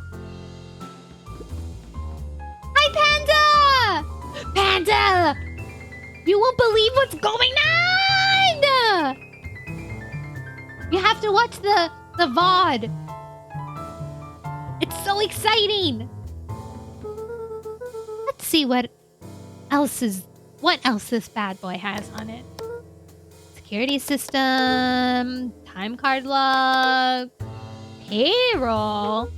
You know, for being so evil, this guy sure is boring. Solomon once again muttered under his breath. Just you wait. Huh? Oh, nothing. Luca tugged on each of the cabinets. Dang, this must be the good stuff. They're all locked. Perhaps he's not as careless as you suspected.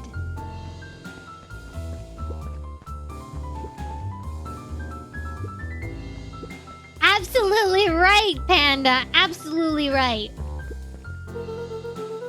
The dog is evil. Looks like he's the founder, actually. Looks like the founder was helping Kerr plan the festival. Why would such a secretive leader be obsessed with the party? Only time will tell. Luca held his hand up to the ashtray. Still warm. Or still warm. Must have been in here recently. He was smoking in his child body? Dude.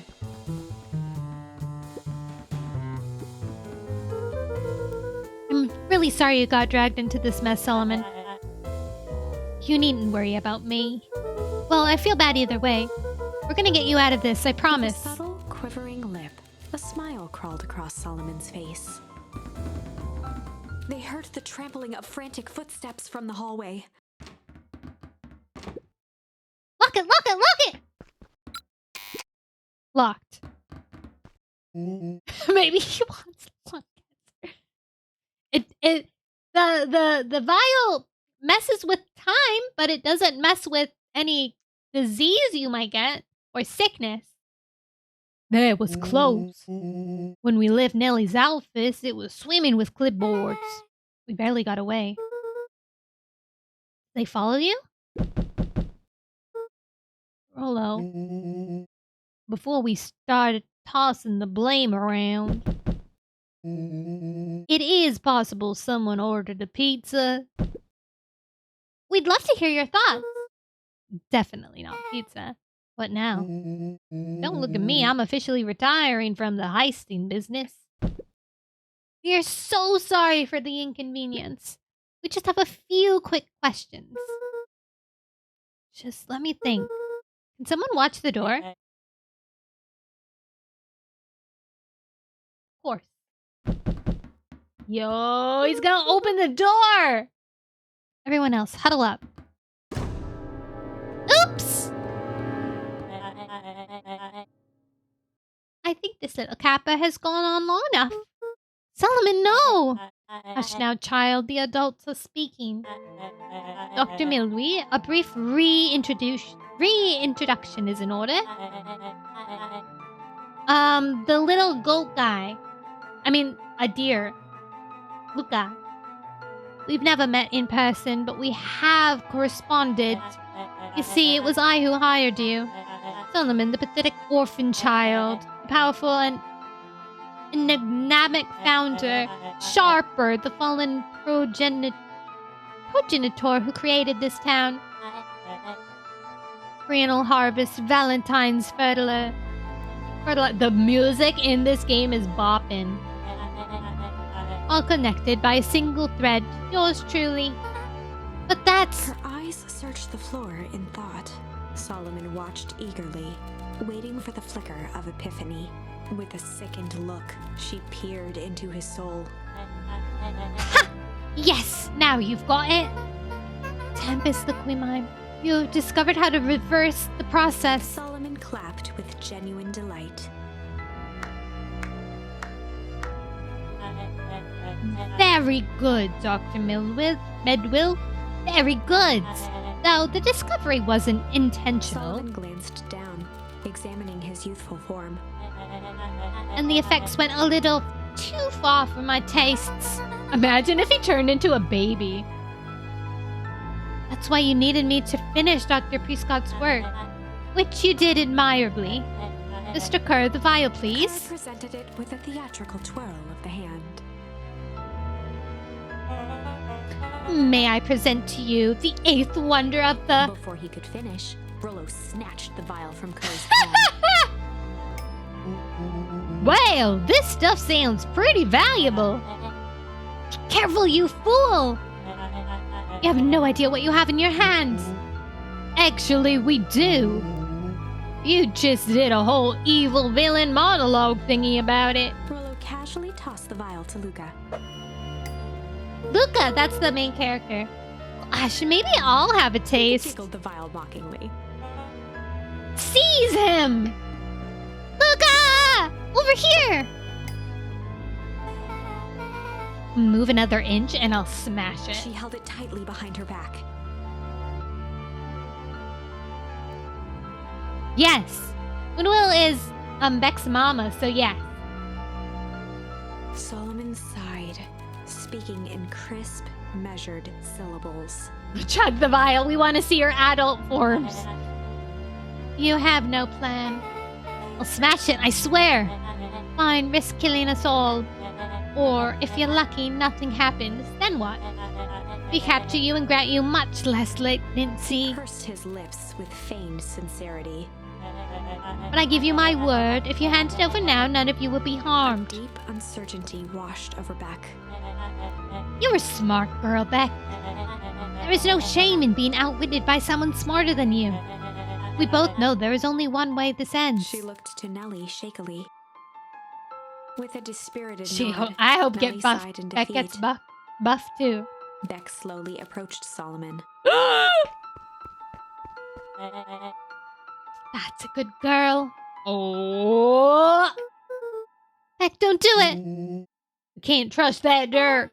I'm sorry, he's right. With apprehension, Beck conceded. Solomon pocketed the vial and brushed off his shoulder with a sharp flick. Smash it in his face, right? She should have drank it. She clearly knows, like, what it's gonna do, right? And the fact that they know that it's possible to reverse it, like, Solomon's a kid, right? So if she drank it, they'd be able to reverse it. Mr. Kerr, you have allowed yourself to be humiliated by a group of children. Report to my office tomorrow for a performance review. The blood drained from Kerr's face. Of course, sir. First, you have a speech to make. Trot out there and give me the introduction I deserve. And don't forget to smile. Yes, sir. And to think all of this is thanks to the efforts of Mr. Van Horn. I don't understand. How is this all because of me? Ha! I said Mr. Van Horn. Silly child. Dr. Walt Van Horn. Your father was always a thorn in my side. I offered him an opportunity to be a part of something great. The fool was blinded by righteousness. He even broke into my laboratory in an attempt to sabotage my work. Solomon shook his head with gratification. Wait. Gran/Mom is still in the source right now, about to blow it up. But the universe has a funny way of correcting course. My meddling with a force he didn't understand what showed me his true potential. As fate would have it, Luca, your father's dying act was to grant me eternal life. A muffled applause resonated faintly through the walls. Yo, freaky! The vial loses power. I don't think it will. Well, that's my cue. And the festivities and my subsequent ascension, I will return to deal with you all. Until then, I suggest you use this time to reflect on the magnitude of your failure. You three keep post outside the door.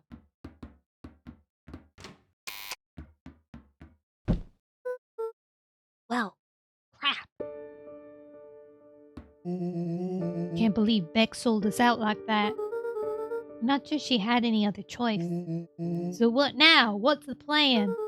I don't have one. Of course you do. You always have a plan. Rolo, you just need some time. Rolo, it's over. We lost. No, if we lost, it'd be the end of the story. Nellie was staring at the floor, deep in thought. Sorry, Luca. Give me a minute to calm my mind. Yeah, ask the actual adult in the room what to do. Right? They left him in the important document room. Not to mention the room with all of the security. Like, the whole control panel is literally right there. Hey. I'm sorry, Luca. I did what I had to do. I know, it's just, we're so close. Got a feeling that eventually Solomon will get what's coming to him. Time wounds all heals. Well, time seems like less of an issue for him now. Oh, Mom's got something. Look, there's something you should know. After Mr. Kerr locked me in that office, I had nothing but time and curiosity. I poked around a bit, hoping to find a means of escape, but I found something else. Time wounds all heals. That's so funny, actually. Time wounds all heals. That's a really good saying. A note hidden in a false drawer. What sort of note? Dr. Prescott must have sensed his time at perennial harvest was growing short, so he left behind a letter with the hope it would be found by his successor. It was a confession of sorts. He left it for me, but its contents... Luca, I think they were meant for you. Why? What did it say? It was about an incident with your mother. Dr. Prescott found her in his lab with a stolen keycard. It was an accident. She had been exposed to an extreme amount of Tempest liquimon. The color dropped from Luca's face. Hi, Mochi! Did she... Is she... She survived. Dr. Prescott decided to help her recover. He no longer trusted... Oh my gosh. Juice. He no longer trusted perennial harvest, so he kept her whereabouts a secret. Over time, your mother led him to reconsider the purpose of scientific discovery. Science is often at the vanguard of change, but that doesn't mean it's always right. He realized that no one should have control over something as powerful as time itself. I now believe that's why he began to intentionally sabotage his own work. And it cost him his life. That's a reasonable conclusion. Luca was overwhelmed with emotion. But if she's alive, where has she been? Where is she now? A sudden explosion sounded from the hall. Grandma? Mother? Chapter 8. Comeuppance. Comeuppance. Ears still ringing, Gran picked herself up off the ground. It is! Through the dust and smoke, she looked over to see Mrs. Fratelli helping Hiram Tolliver to his feet. She'd had to beg, borrow, and steal to acquire those explosives. How many nights had she spent visualizing how she'd use them to make things right? And now, her one shot at destroying the source, that damned hole that swallowed so much of her life, was gone. Traded for this jagged hole in a wall and a foolhardy shot at rescuing Rollo. Oh my god. She didn't go to destroy the source. She went to go rescue Rollo because he's still technically missing. Yeah, she was trying to kill the source, which was what she thought would fix everything, but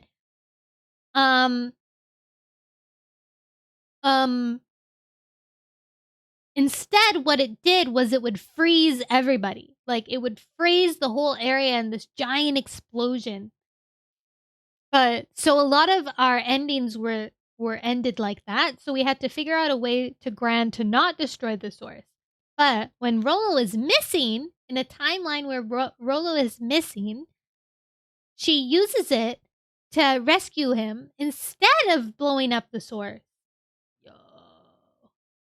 What happened? I left for 2 seconds. Gran's here! With Fratelli and Tolliver at her side, she stepped through. It was a strange feeling. The last time she'd stalked this maze of hallways, it was in a different body. They quickly rounded a corner to find a group of clipboards guarding a door. Something worth guarding is probably something worth seeing. She leapt forward, brandishing her cane. If her last chance at vengeance for things lost was truly gone, she would just have to fight to keep what she still had.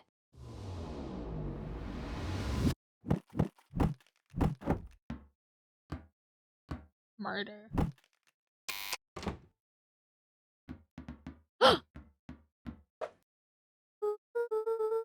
Gran, what are you doing here? Oh, what are you doing here? We're here to save Nellie. We're here to save Rollo. Hey, Mrs. Lucas Gran. That's awful nice of you, but I'm fine. Oh no, what did they? Gran, there's no time to explain. We have to go now. Come on, everyone. We've got a party to crash. They made their way out from deep within perennial harvest, just as Solomon finished up his speech. Thankfully, we can dispense with the formalities from here on out. Solomon pulled a glass vial from his pocket. No! You gotta stop In him! one smooth motion, he downed its contents. Oh snap, he's gonna A be triumphant smile grew across Solomon's lips. engulfed with the fart. No! Well, I guess that's it. We lost. I wouldn't be so sure.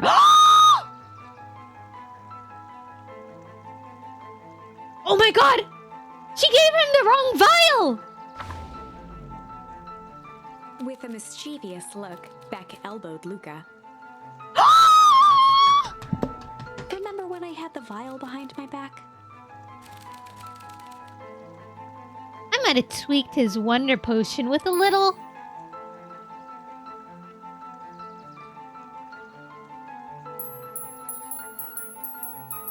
Oh my god! Wait! We have 3 options! Malice. Yeah, we should do malice. I feel like change is the right one. Because change was our very, very, very first option. So I think change must be our very last option too. So we'll do the other ones and then we'll do change. I might have tweaked his wonder potion with a little malice. Malice? The whiskey from his office? Yep. Dude had an unfinished glass on his desk. Figured his grow juice could use a little hair of the dog.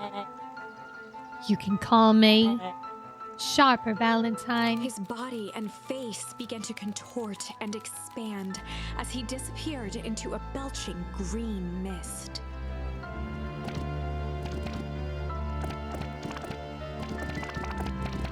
Is it gonna work still?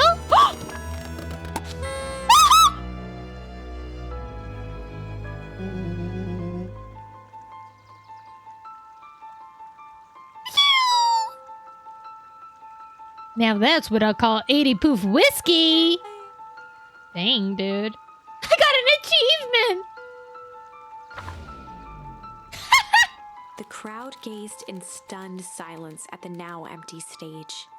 The quiet was broken when William Kerr sprinted off stage and into the distance. He was never seen around Beacon Pines, or anywhere else for that matter, again. Watching the silhouette of Kerr disappear over the horizon, Luca began to laugh. First, a low chuckle that became uncontrolled, heaving laughter. Through his tears, he was vaguely aware that the crowd had begun to laugh with him. The end. That was unexpected. Perhaps a bit of an absurd ending for my taste, but who am I to say? I'm only writing the damn thing. Okay. Hello, I am the villain. Woof. Okay, junk and then change. His wonder potion with a little junk. Can't wait to see the look on his face when he realized he drank his own cigar ash. Ooh. How did ashes get into the vial? It was pretty easy to mess with the vial when it was behind my back. Oh, that's sneaky. Well, it's a bad habit anyways. I always say his bad habits are like 50 yards of field goals. Huh? Hard to kick.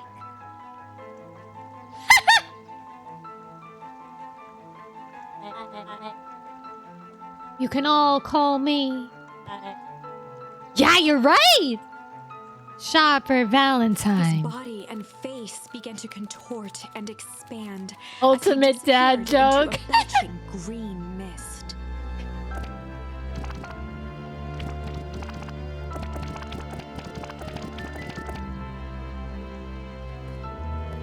Huh?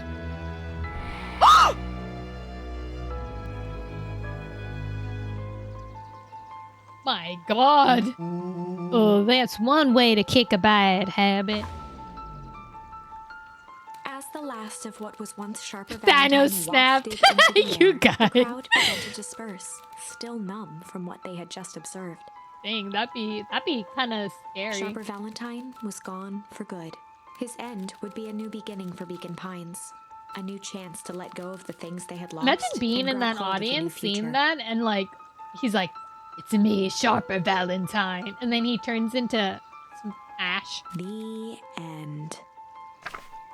Well, I'd be lying if I said that wasn't a bit gratifying. No ads!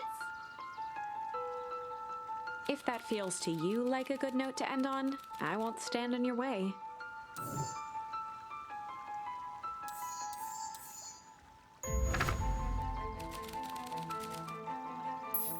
Ready? Okay. The last end. The true ending. Wait until ads are gone for Panda.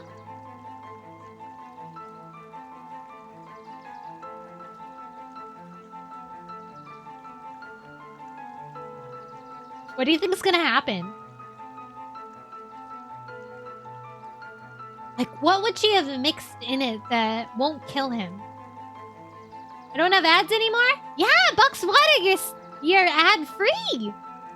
You're free of ads. But Panda here. Yeah, Kaito did it.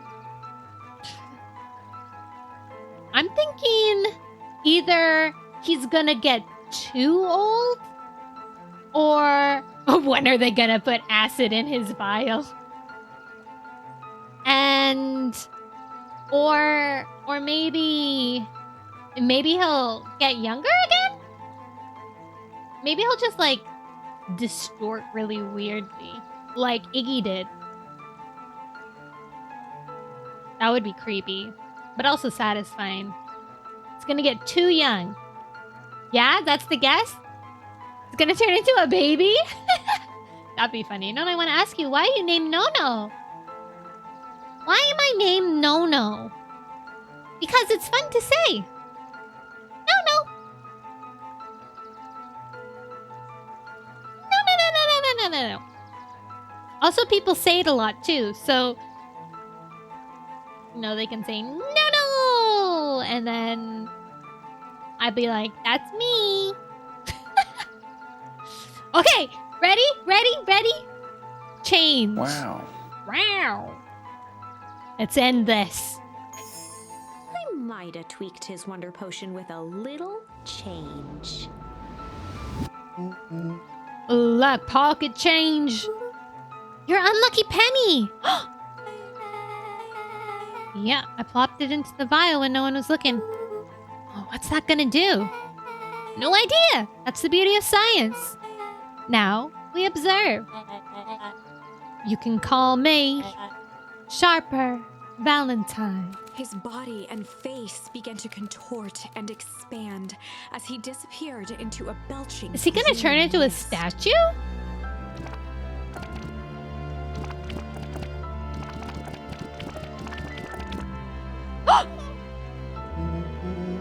He's a baby! We got it right! He's a baby? Yeah, but he's still Sharper, right?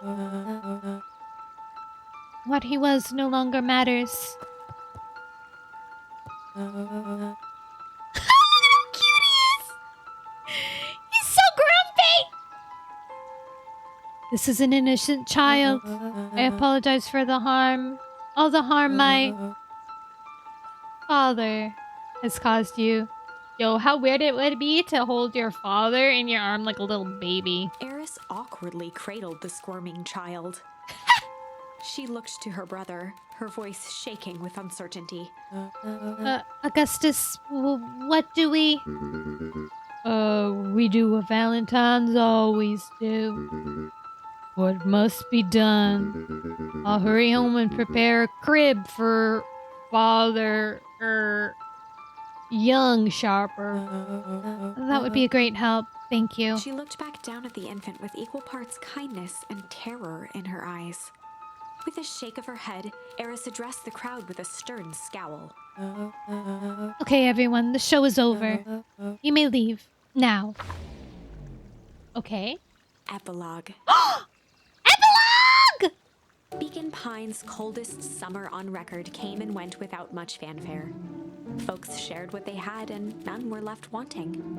Do you think Mommy was reversed back to normal? The new school year was ushered in by the falling leaves of autumn. After everything Luca, Rollo, and Beck had been through, middle school was bearable.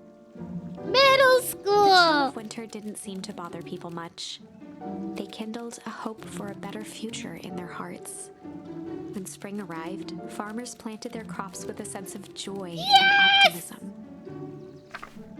And as the dawn of the first day of summer came again, its light slowly spread through the shallow valley. Another year? It crept over the town square. Yo, is Rollo across still the old? river, past the neglected welcome sign, and came to rest on a young boy sleeping at dawn.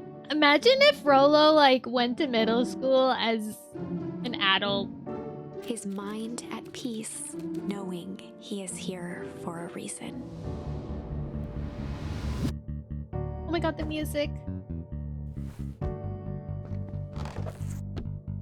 Ooh, listen to that beat.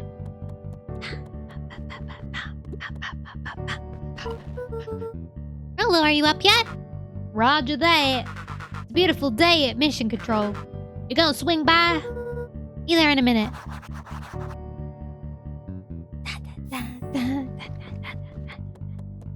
Oops. Over time, Eleanor began moving Walt's old things out of the closet and into storage. Oh, she had all of Walt's things in there. I still think acid was the best choice. Eleanor had moved back into her bedroom. Aww. And now that she wasn't sneaking out late, she even slept there most nights. Oh, that's good.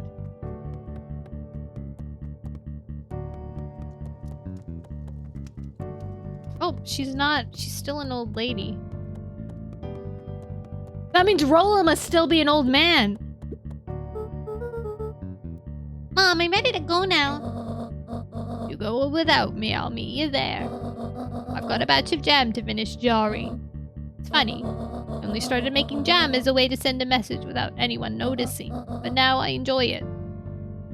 Poke, poke.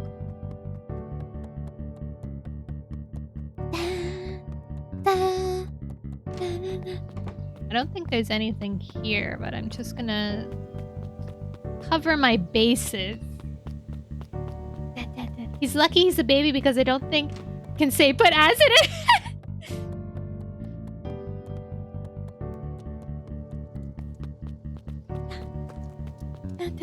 We have to go visit Dad.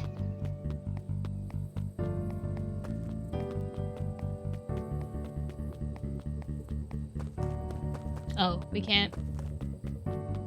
Can't believe there wasn't one for Dad. Oh. Oh, piano! Oh, this is good music. I heard you and Rollo have a big plans for that little tree house. Yeah, it started getting crowded after we evoked the max capacity. One Rollo, one Luca roll. Oh yeah, Iggy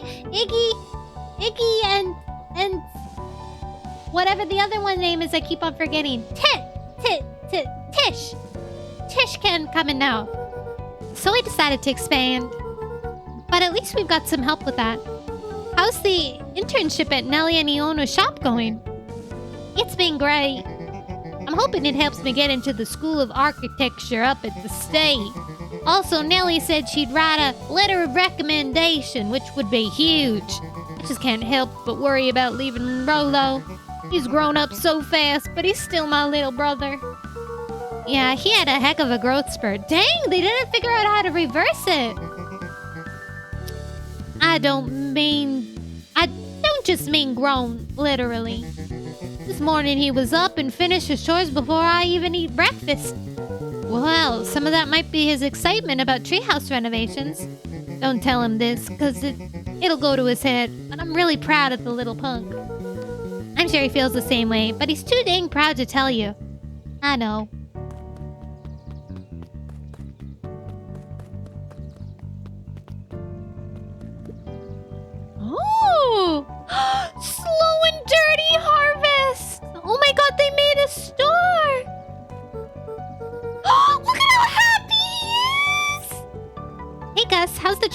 going?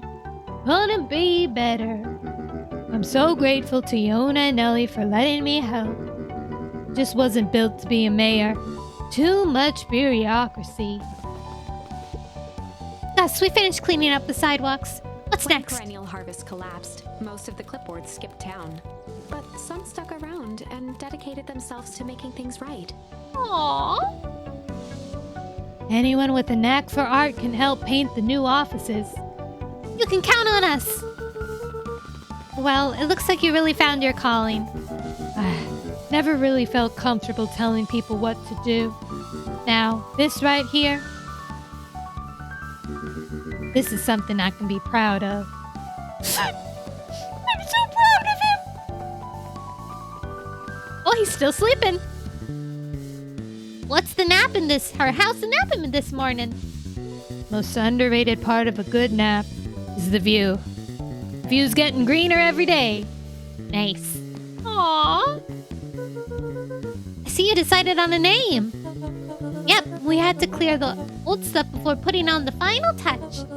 Slow and Dirty Harvest is now official. I like it. It was actually Nellie's idea. There's still a lot of work to do, and the name serves as a reminder. Just because progress is important doesn't mean change should happen fast. In fact, I've learned that the more you care about something, the more important it is to take things slow. Our motto is, go slow and fix things. Amen to that! Oh, I'm getting emotional. He's a little anime dog. He took the pill. Yes, he's no longer depressed man. Oh my god, the baby. Young Mr. Van Horn. How's little Solomon doing? Sharper doing? Young Sharper seems to enjoy nature more than I. So we do a lot of strolling these days. Has he, attempted to crawl out of his crib and plot world domination? Yeah. Thankfully, no. I spoke at length with Victor Modewell, and she feels that Sharper's infant mind was not developed enough to retain his previous memories. For all intents and purposes, the child is unmolded clay. Let's hope he's a little nicer the second time around. That is the objective, yes. But really, all I can do is try and hope. 2 activities I am endeavoring to find less distasteful. Well, I think you're doing a great job. And the whole town is ready to help out however we can. I can't wait to teach him how to throw a baseball. Eris did her best to ignore the tears welling in her eyes. Oh! That would be acceptable. Yo, she's raising her own papa. Sup? What's today's news that needs knowing? Tomorrow I'll give you tomorrow's headline today. Our old friend Patrick C. Montesquieu, aka William Carr, just performed a stirring rendition of The Iceman Cometh at the State Correctional Facility. I hear there wasn't a dry eye in the house. Well, I guess he has plenty of time to work on his craft. He's in prison. Let's get our foreshadowing. He looked to his friends with a thankful smile, and everything that could have gone wrong, everything that did go wrong, we made it. The end. Closing her eyes, Miss Hatch took a deep, relaxing breath. Yo, what about Natty the Mouse? You're so right, Box. Maybe we see something? What happened to Dawn? We'll go say. Oh, hello, Luca. How are you? Really good, actually. That's wonderful. Did I miss anything? I think you're pretty much up to speed. She zoned way out. Oh my god! Where's her friend? Luca, do you want a biscotti? On the house.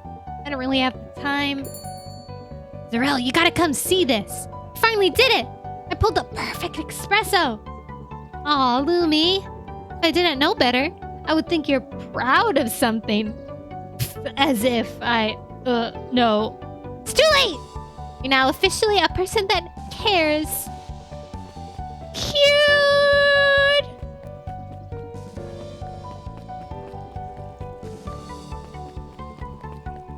We're gonna go see what happened to Don soon. Hi, Luca. Can you tell Roxy I'll be free in an hour? Sure thing. My dad's making me stock the shelves for summer. He said it builds character. I think he meant to say it builds calluses. Builds character. Yeah, it builds something, all right.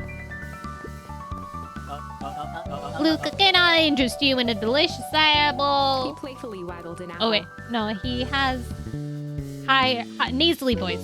No thanks, just saying hello. Well, hello then. Mom telling me your mom we need a new crate of jam. Already? It's funny, I used to hide this stuff in the bed. Terrified that someone would find out about our secret messages. Now everyone wants to get their hand on Eleanor Van Horn's famous spy jam. Wow, back for seconds? That's too much trouble. The longest time, I didn't understand the appeal of ice cream. It serves no purpose, other than to be briefly enjoyed and then it's gone. But it's pretty tasty while it lasts. I'm inclined to agree. Who is this? Seriously, who is this guy? Every can of jam has a fortune! Oh, that's so cute! It can be like the town's little thing. Dad! Ah! I'm glad you swung by. More follow-up questions for your story? Nope, I got everything I needed. Thanks again for that. I sent a draft of story to a reporter in Capital City, and they offered me an internship. Of course they did. You're an amazing reporter. I don't know about all that. A story about a foodie corporation that picked up an entire town of people and moved them to cover up a massive illegal makeshift full of incredibly hazardous chemicals. Sort of writes itself if you think about it. Don't forget it's when you become a fancy big city reporter. Capital City isn't that far away. I'm gonna have to come back from time to time to check in and see what sort of new trouble you've gotten yourself into. I'm sorry to disappoint, but my adventuring days are over. Ha! We both know that's not true. What makes you say that? Call it a reporter's intuition. Bombs!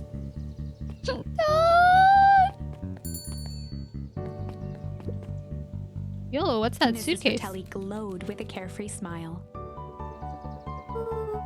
Is that your suitcase? That latest 2 weeks of encumbered tranquility. Excuse me? Would you be so kind as to take my order? 2 weeks of sand, margaritas, and forgotten obligations. Excuse me. I'd love to place an order. Mrs. Fratelli sighed with a zen-like calm. Just as soon as the lunch rush ends, I'll be a feather on the wind. You're going on vacation? For the first time in years. I've got you and your mom to thank. Why's that? He didn't tell you yet. You two are gonna fill in for me at the diner while I'm gone. Just like old times. It's fine, I'll wait. Dang, we got a job.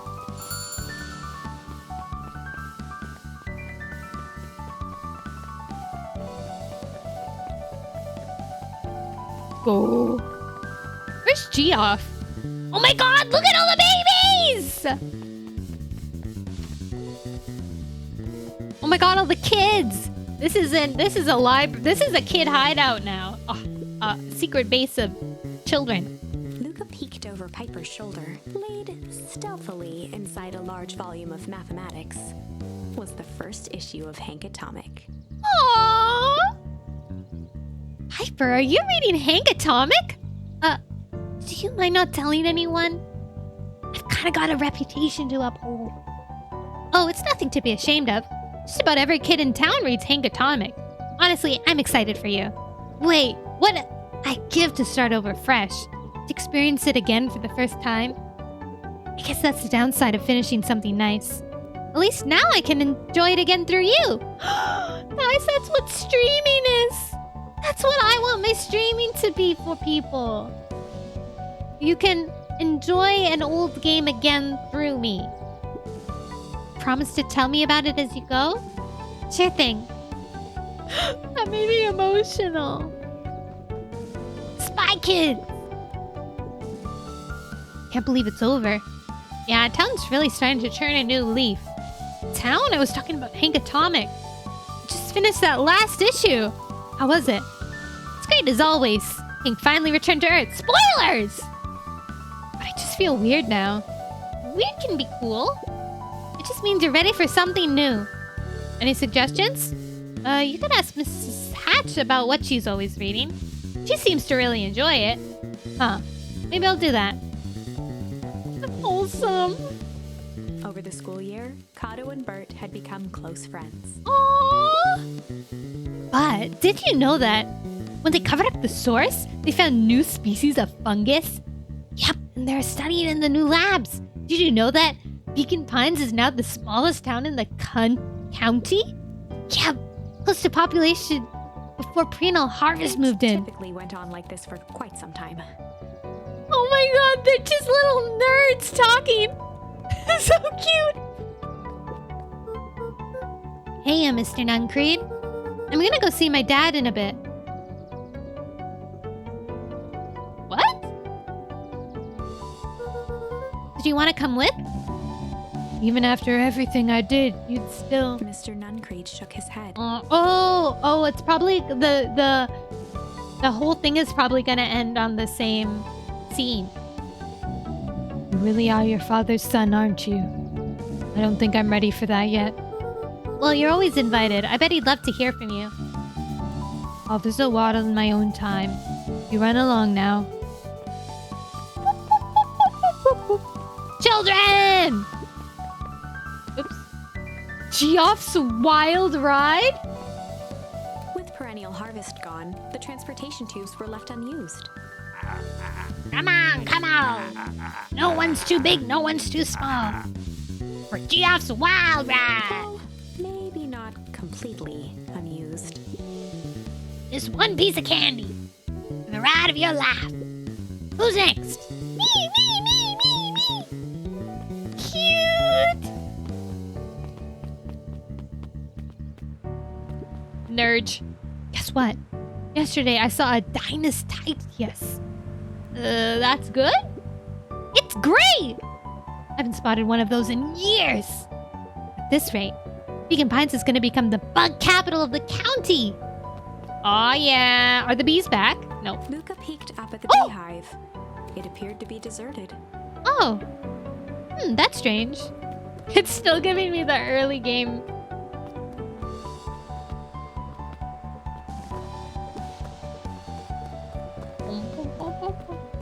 Look at the trees. So cool.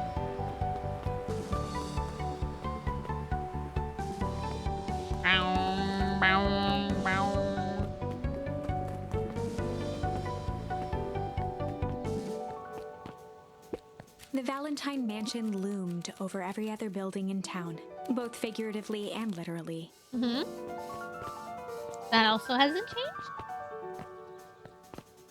Beck's house. Okay, Beck's not here. Hey, time to go to the treehouse. Boing, boing, boing, boing. Boing, boop.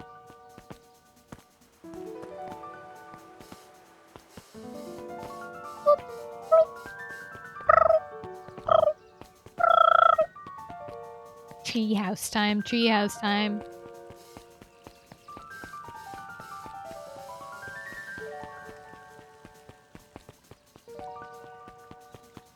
Boing, boing.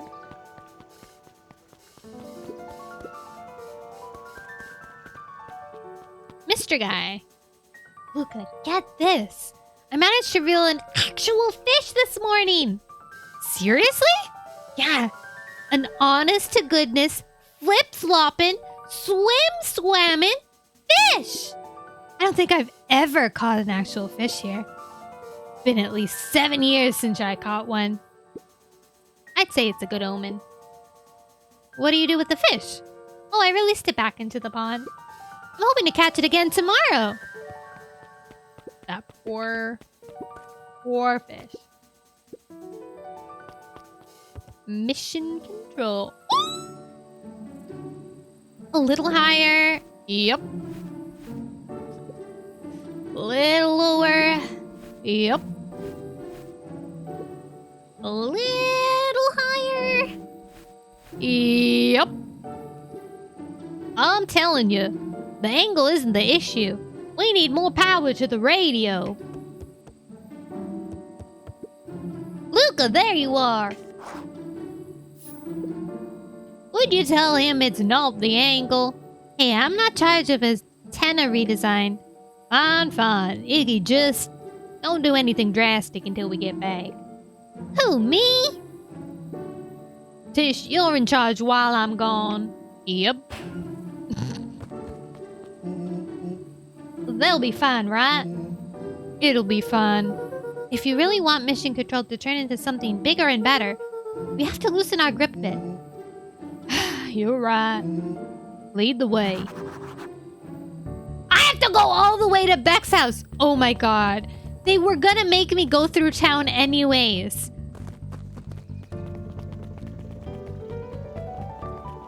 Look. I didn't know. I didn't know they were gonna make me go through town. I had to make sure. I wasn't gonna miss anything.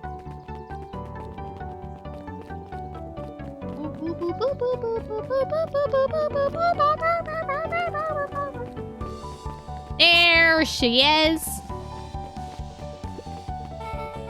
I have news I think you'll enjoy. This morning, I unpacked my last box. You're officially moved in! Just a box. Let's not blow this out of proportion. It sounds awful lot like putting down roots. Guess I've decided this town is root-worthy. You're gonna be stuck with me for the foreseeable future. I do have to warn you, most years aren't gonna be as interesting as this one. I think I'll manage. Ready? Before we go, there's a bit of a surprise.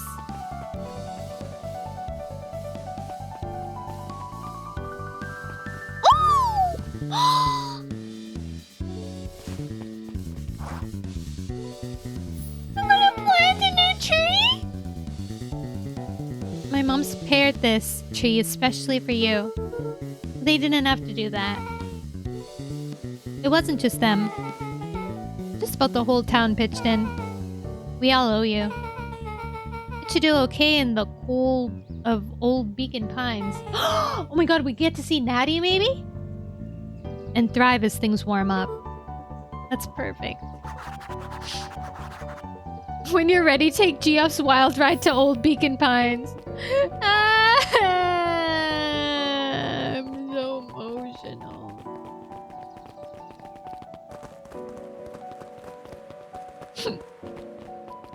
Geoff. You got it. Now that's a good-looking tree. Bring a special occasion and whatnot. This ride's on the house. You're gonna want to hang on tight to that little tree. Boing, boing, boing.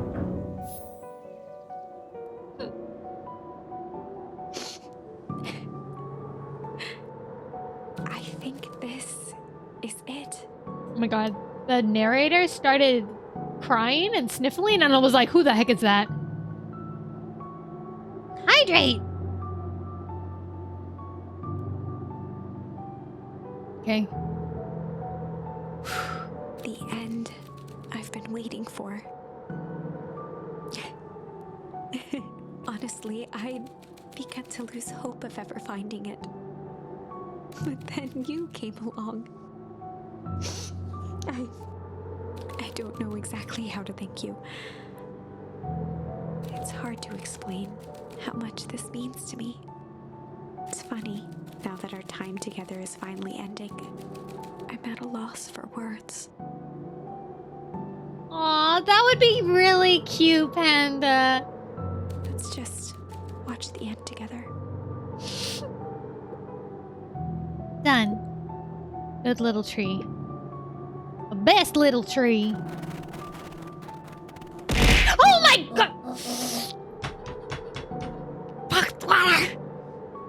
It's an emotional moment!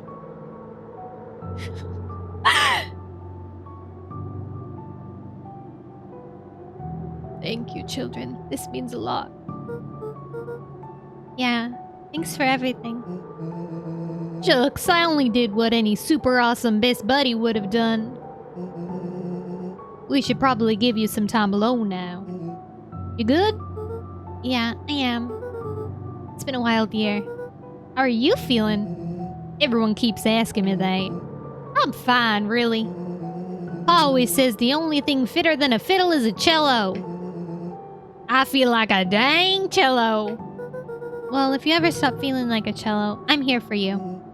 I know, you don't even have to say that. Oh, I'm getting emotional. You two make an awesome pair. Excuse me?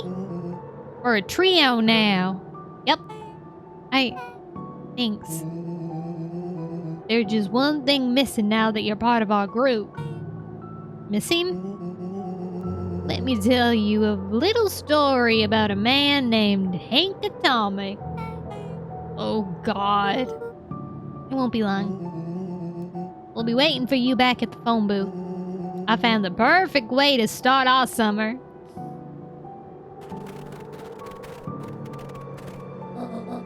I've got some good friends. You've got some good friends. I'm so proud of you. Your father would be so proud. You know. Mom, can I ask you a question? Do you ever dream about Dad? Not a night goes by that I don't. Are you ever afraid that you're gonna forget him? Forget what he looked like? Forget his voice? No, because so much of him lives on in you. He loved that old tree, but I knew he would have loved this one more. Because his two favorite people planted. I'll give you two a moment.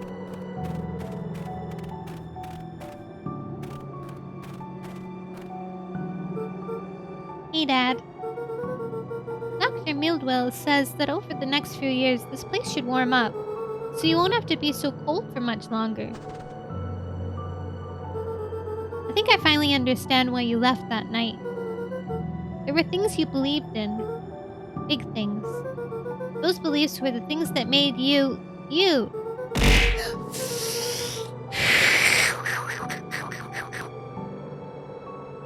If you wouldn't have stood up to the sharper, stood up for what you believed in, you wouldn't have been the same person anymore. You had to go. That didn't mean you loved us any less.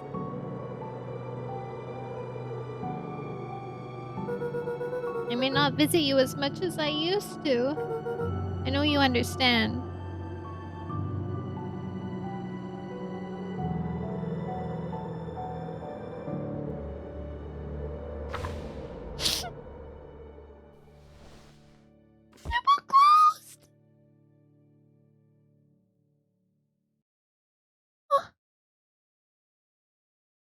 Do I press something?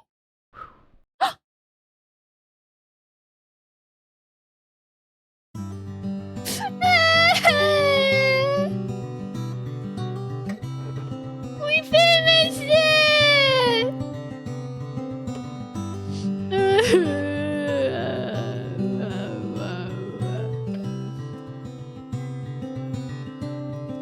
Thank you for the head pad.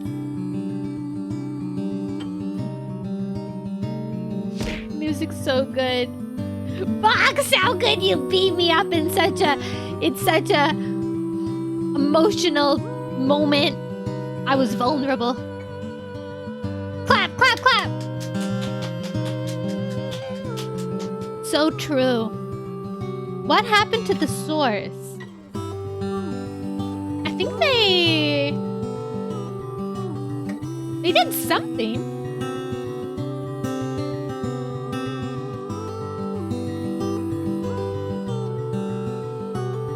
Hearts and balloons! Okay, but we got... Didn't we get... No. I thought we got like one more charm on the final timeline, but we didn't, did we? They did something. Good end, I guess. Yes. I'm pretty sure Nellie, the scientist, must have figured out how to like fix it all. Cause she's smart. Backers! lots of heads. Thank you for the head pass. Oh my gosh, look at all these. Wow. All these people backed them on Kickstarter. Dang, we're only in the B's right now. C. Cat. Memo. Chuck you. Click. Yay, balloons! Guys, that was a really, really good game. Beaconpines. It's called Beaconpines. You should get it! It came out 6 days ago? Almost a week ago. Look at an anime or something? Ridiculous amount. I don't think so. I wonder how long this game was in the works for. I don't even remember when I put this on my wish list. But I'm glad I did. Oh, it's a good game. It's that new. Yeah, it's really, really new. It like literally just came out last week. It came out on the same day that Slime Rancher 2 came out. So a lot of people were focused on Slime Rancher 2. They missed this beautiful, beautiful, crazy story.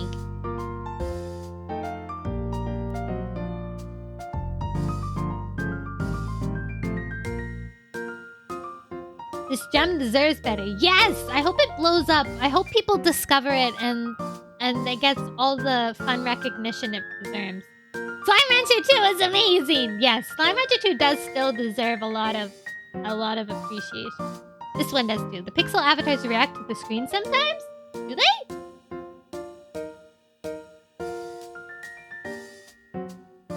I don't know. Maybe.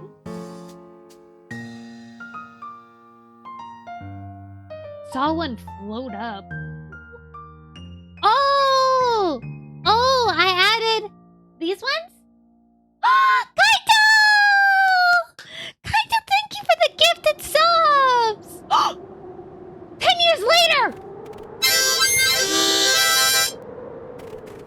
Oh my god, he's a kid. Oh, they covered it over.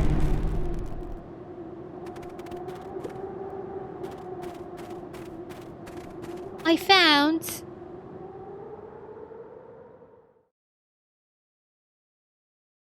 Sassy. 10 years later? Thank you so much for all the gifted, Kaito! Aw, Mikarin got it! Got one! Finally! So did Ender! Oh my god.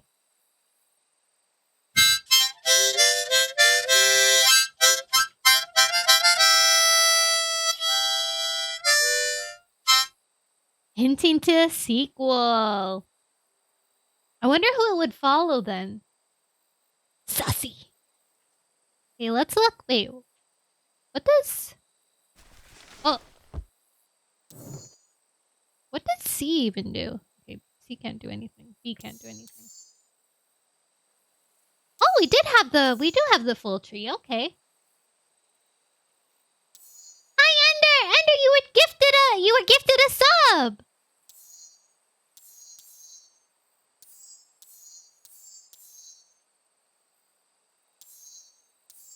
It's such a good, pretty, cute game. Okay, we did unlock everything. That was such a, like, the way it was written was so smart. Like, the storytelling. Because you would find out things and then you would get words that would unlock different things that would give you more things. 100%! Yay! I wonder if I got all the achievements.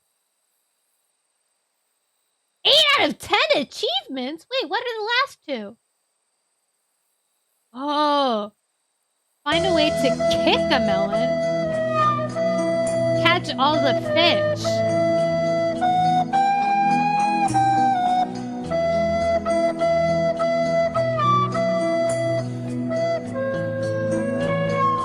I didn't finish. I didn't totally finish. Wait, let's 100% this real quick.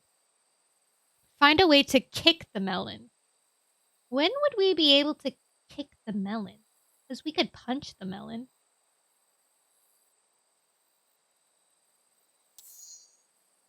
Well, this means more playtime. Okay, let's go. Where should we? I guess we can melon punch sim. Where's an area? Let's do tickle. And Well, that'll... Time to bust out the tickles. That should... Beck lunged forward and began to tickle under Oh. Tish's arms. Ooh, that's what the back thing is. Okay. Tears began. Beck redoubled. Yup. Iggy's eyes. Iggy. Melon punch sim. Beck shook the ooze. Oh. Okay. Captured the best. Luca. He'd only hopefully. Okay. Oops. Roxy. It was. Roxy, but her eyes.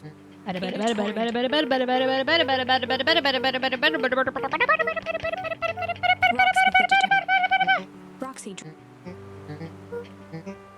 Roxy. Boing, boing, boing, boing, boing, boing, boing, boing, boing, boing. Now scoot. Looking into the puddle. Going for that speed run. We have to complete it.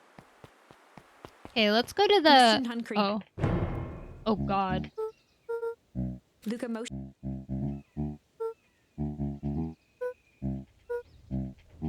Oh, dang it. I could have just skipped to this decision. Mr. Nuncreed gently placed one of his. I think I did Luca maybe peered up get at all the Mr. word. There was a. It was Okay, like a well, trap. we already know. Luca felt something. What he didn't.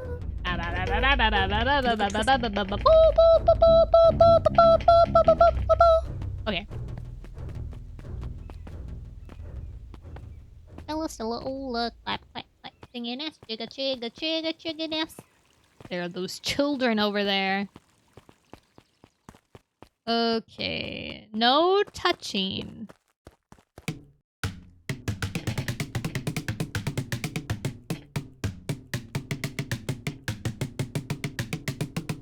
How would I kick it? Find a way to kick it. Do you think it was available to be kicked on like the festival? I feel like maybe we could kick it on the festival. I'll skip to the festival. God, I don't even remember which one. Oh, that was when Rolo was apologizing.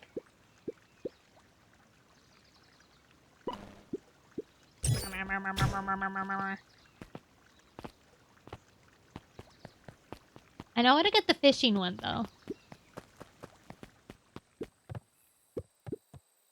This must be what Pugnant was for. Papa! Oh my god, look, he's so old. Oh my god, there's so many. Luca stuck a toy stretchy hand onto the hook. Those things always get dirty anyway. Stretchy hand! Okay, we got this. Gotta reel it in slowly.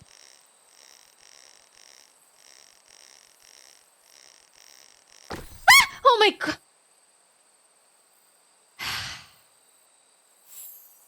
Literally every single time. We give it to Mom. She likes jewelry. It's a sweet thought, Buckaroo. But I'm not sure she'll fully appreciate a pawn bracelet. Fishing simulator. Oh my...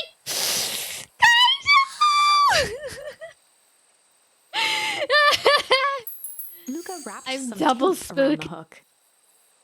Some tape around You the never hook. know.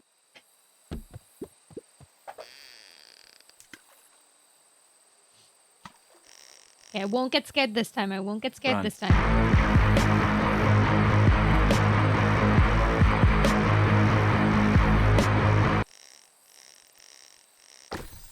Ugh. Okay, I jumped, but I didn't scream this time. Oh my god, garbage. It's got a bunch of big words written on it. Let's see that. We regret to inform you that your application for property rights with respect to the Beacon Pine CBD and surrounding area has been rejected. Who's that for? Applicant, Valentine Estate. Good. Good. Yo. Luca placed a sinker on the line. Sometimes the best stuff is at the bottom of the pond. Bro. Okay. Oops. Okay. My eyes aren't closed this time. I'm not squinting.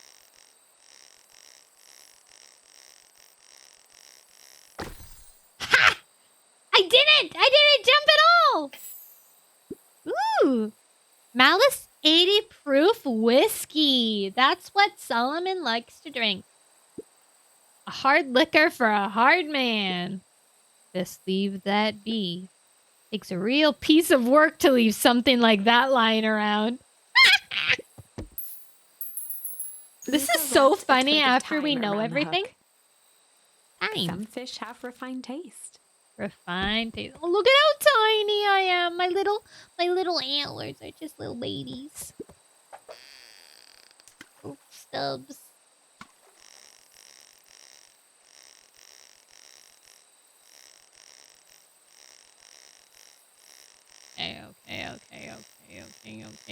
Okay. Small boy hour. Oh, pocket watch. Property of Sharper Valentine. Dang. Figures. If he had his way, property of Sharper Valentine would be written on everything in this town. Should we give it back to him? He may not even want it back.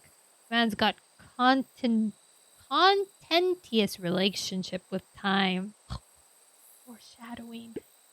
We'll keep it here in case he ever wants to pick it up. Crooked. Luca tied a bent nail onto the line. If all you have is a hammer... Last one.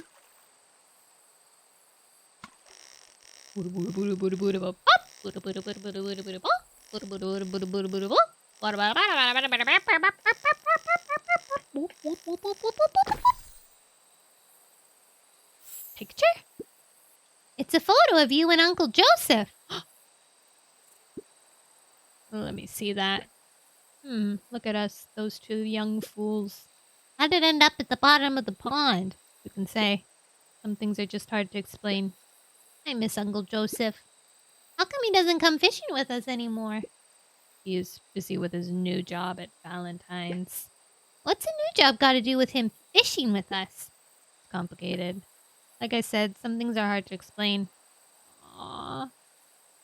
Did I get the achievement? Huh? Wait, where's my achievement? How do I go back? Luca tied... If all... Is that not everything?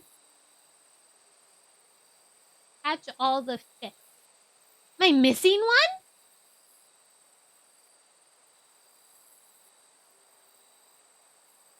I must be missing a word. What the?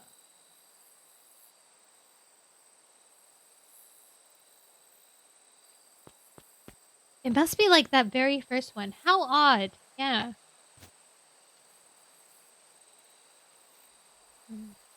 Maybe we're missing 2 words. Okay, well, let's go to the festival. It was when... No, not that way. Wait, which way did it end? It was... here.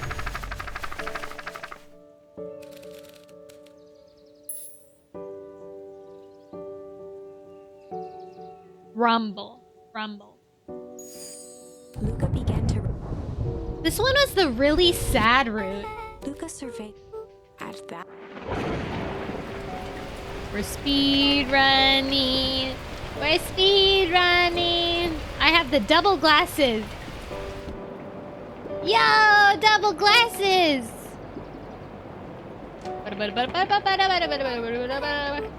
This scene almost made me cry when we read it. Oh. Oh, dang it. Luca White. Beck looked down.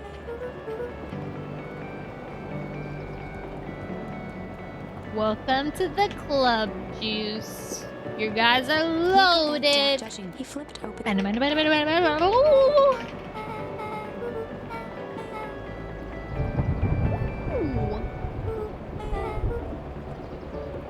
Okay. I'm gonna eat a cookie while I do this speed running. Oh. Luca flicked at one of the.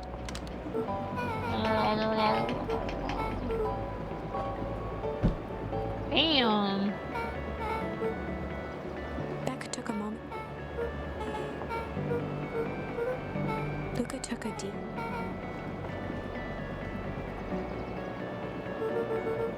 And a video of Melody. Oh, I love that video.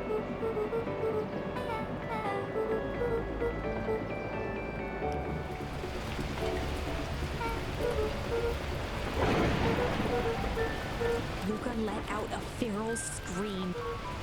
Did I eat today? I did. Maybe not as much as I should have, though. Her voice dropped. Beck brushed off her as abruptly. Oh yeah, the music.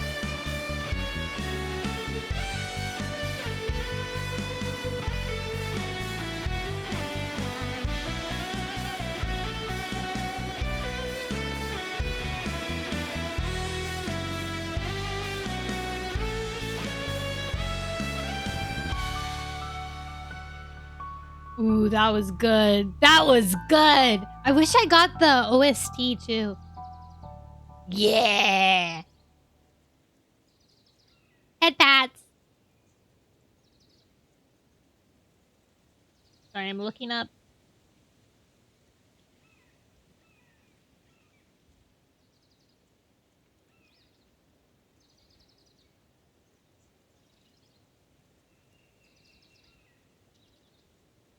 Born in a barn. Melon kicker. Select the tree warehouse of horrors. Ooh. Okay, so it isn't.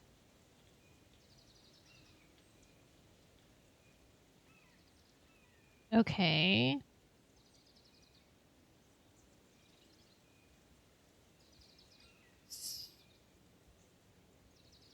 You need 8 words charms for this achievement. Did we not have crooked, struggle, cling? Talk to Yusin outside the history museum the day.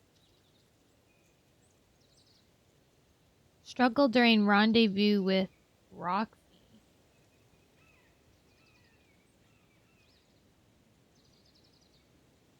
Did we have cling? Hull. Cling. I feel like we had all of them. Bye, Juice! Thank you so much for hanging out.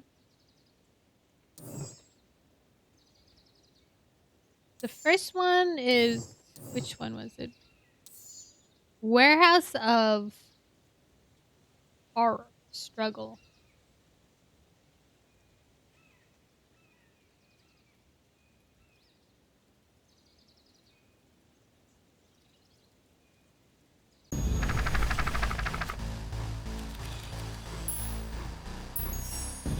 This is a story about struggle. Luca, he felt his hand. Chapter 3. Everything. The next. Only this. Everything is fine. We've got to go deliver the jam.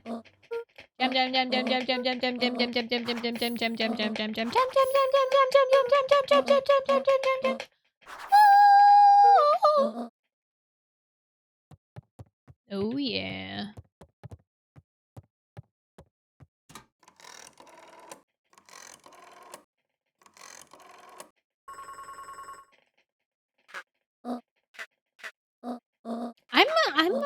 I wonder how they discovered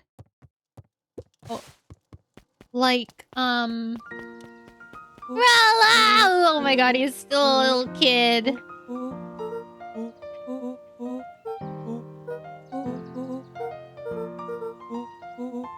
I wonder how they discovered that the vial could reduce or make time go backwards. Because he said that it was a mistake.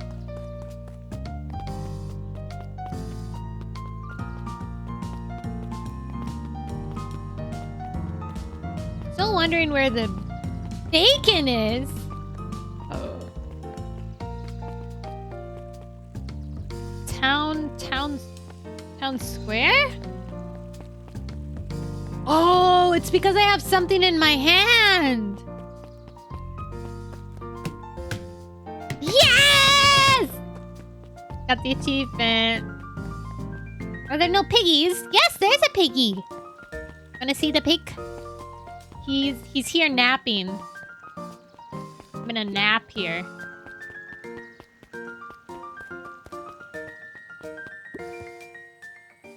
It's supposed to be, it's 8. It's 8. So what are we missing? No, 1, 2, 3, 4, 5, 6, 7. Wait, we're missing one. Which one are we missing?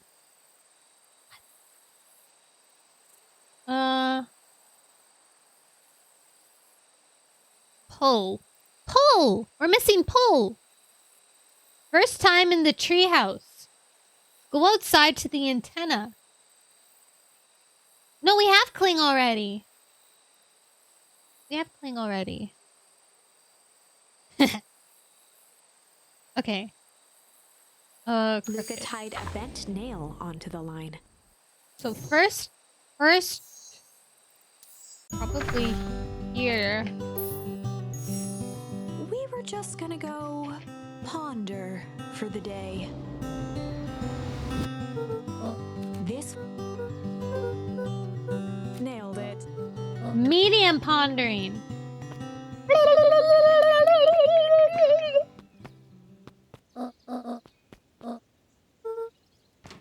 Hi, Grandma. I mean, Mom. It must be weird to be like calling your grandma Mom. I mean, even though it is your mom. Oh my god, he's a little excited. He's so cute. Blink, blink, blink, blink, blink, blink.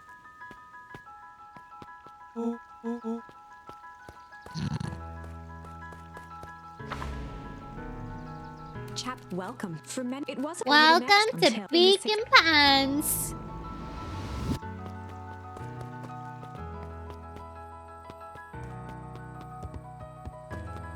Oh, the antenna? Where? The boys, as long as they had an endless. The antenna. First time in the treehouse. Oh, I have to go outside. In the treehouse.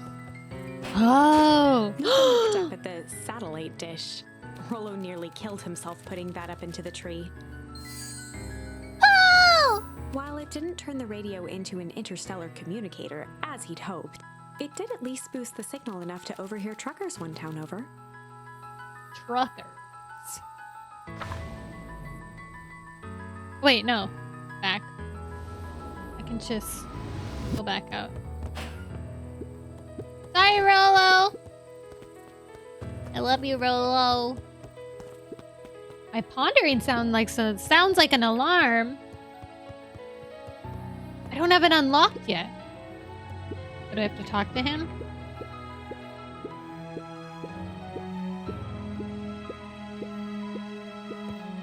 There we go. There we go. Oh yeah, baby. Luca tied a small mat fishing with a Last one!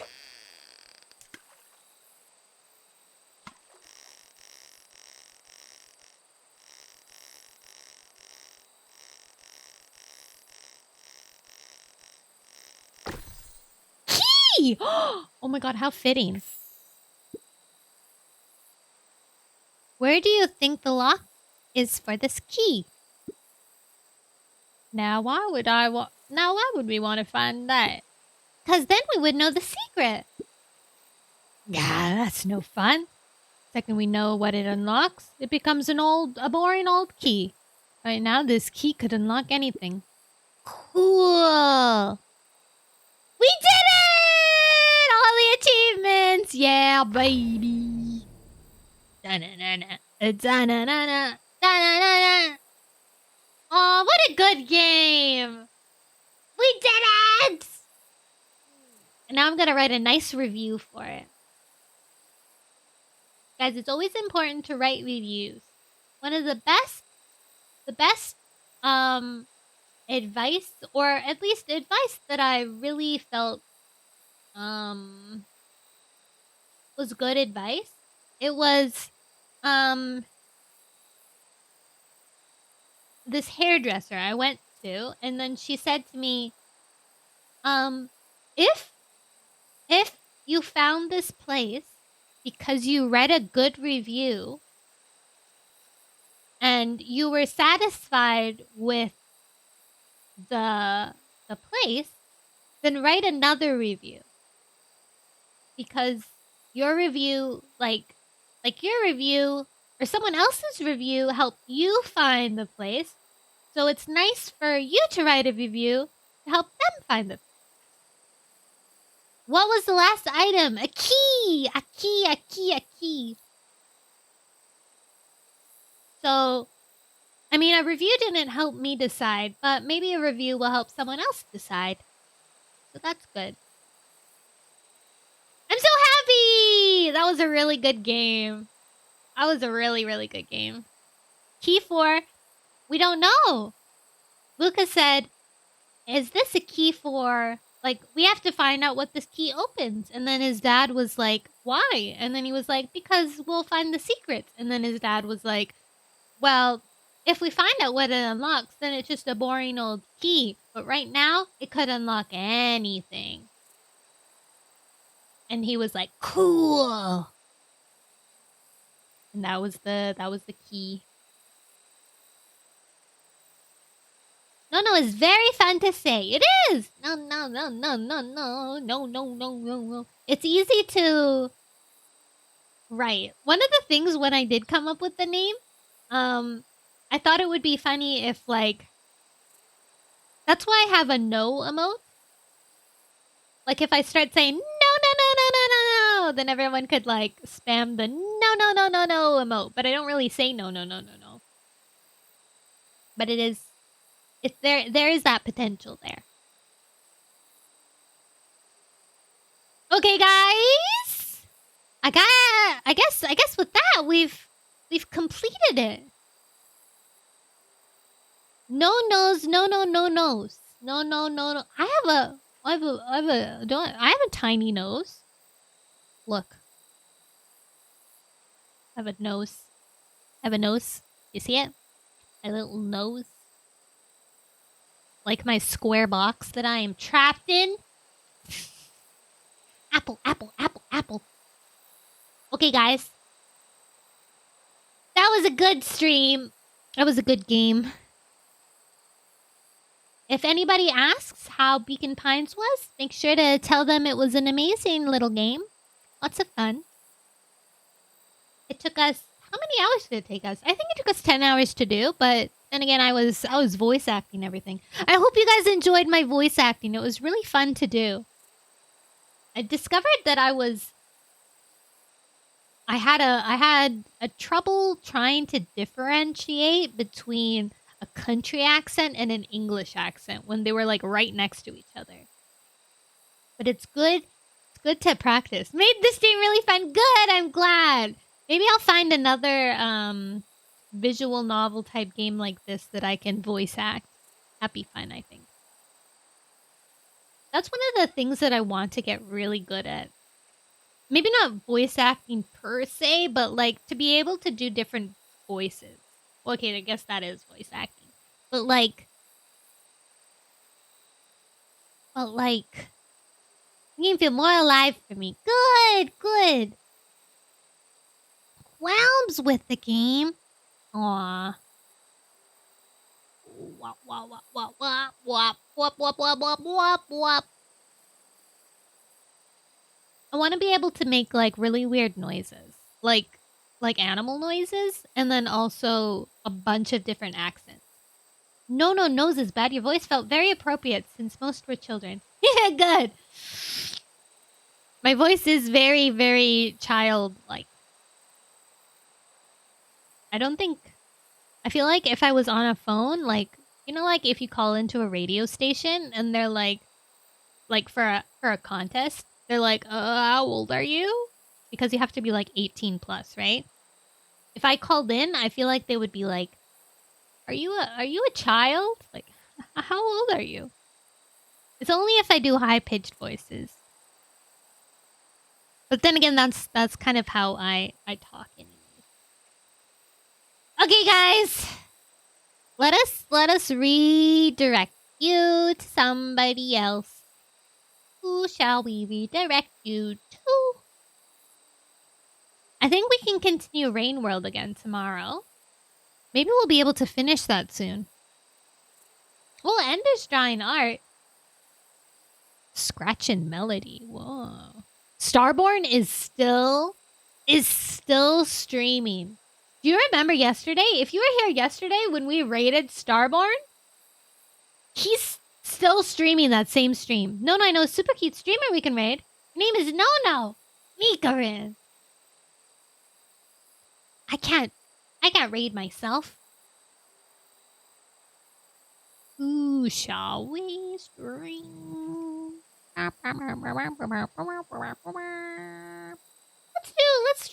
Let's raid Ender. Let's raid Ender. Why not? W1Z. Ender. Great stream. Have a good rest of your night. Don't forget about Juniper. Wait.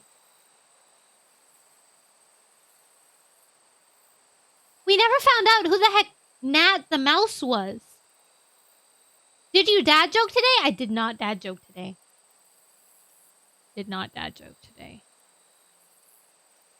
I heard a dad joke on the radio today. Do you want to hear the dad joke I heard on the radio? It'll be a free dad joke. You don't have to pay for it. Okay.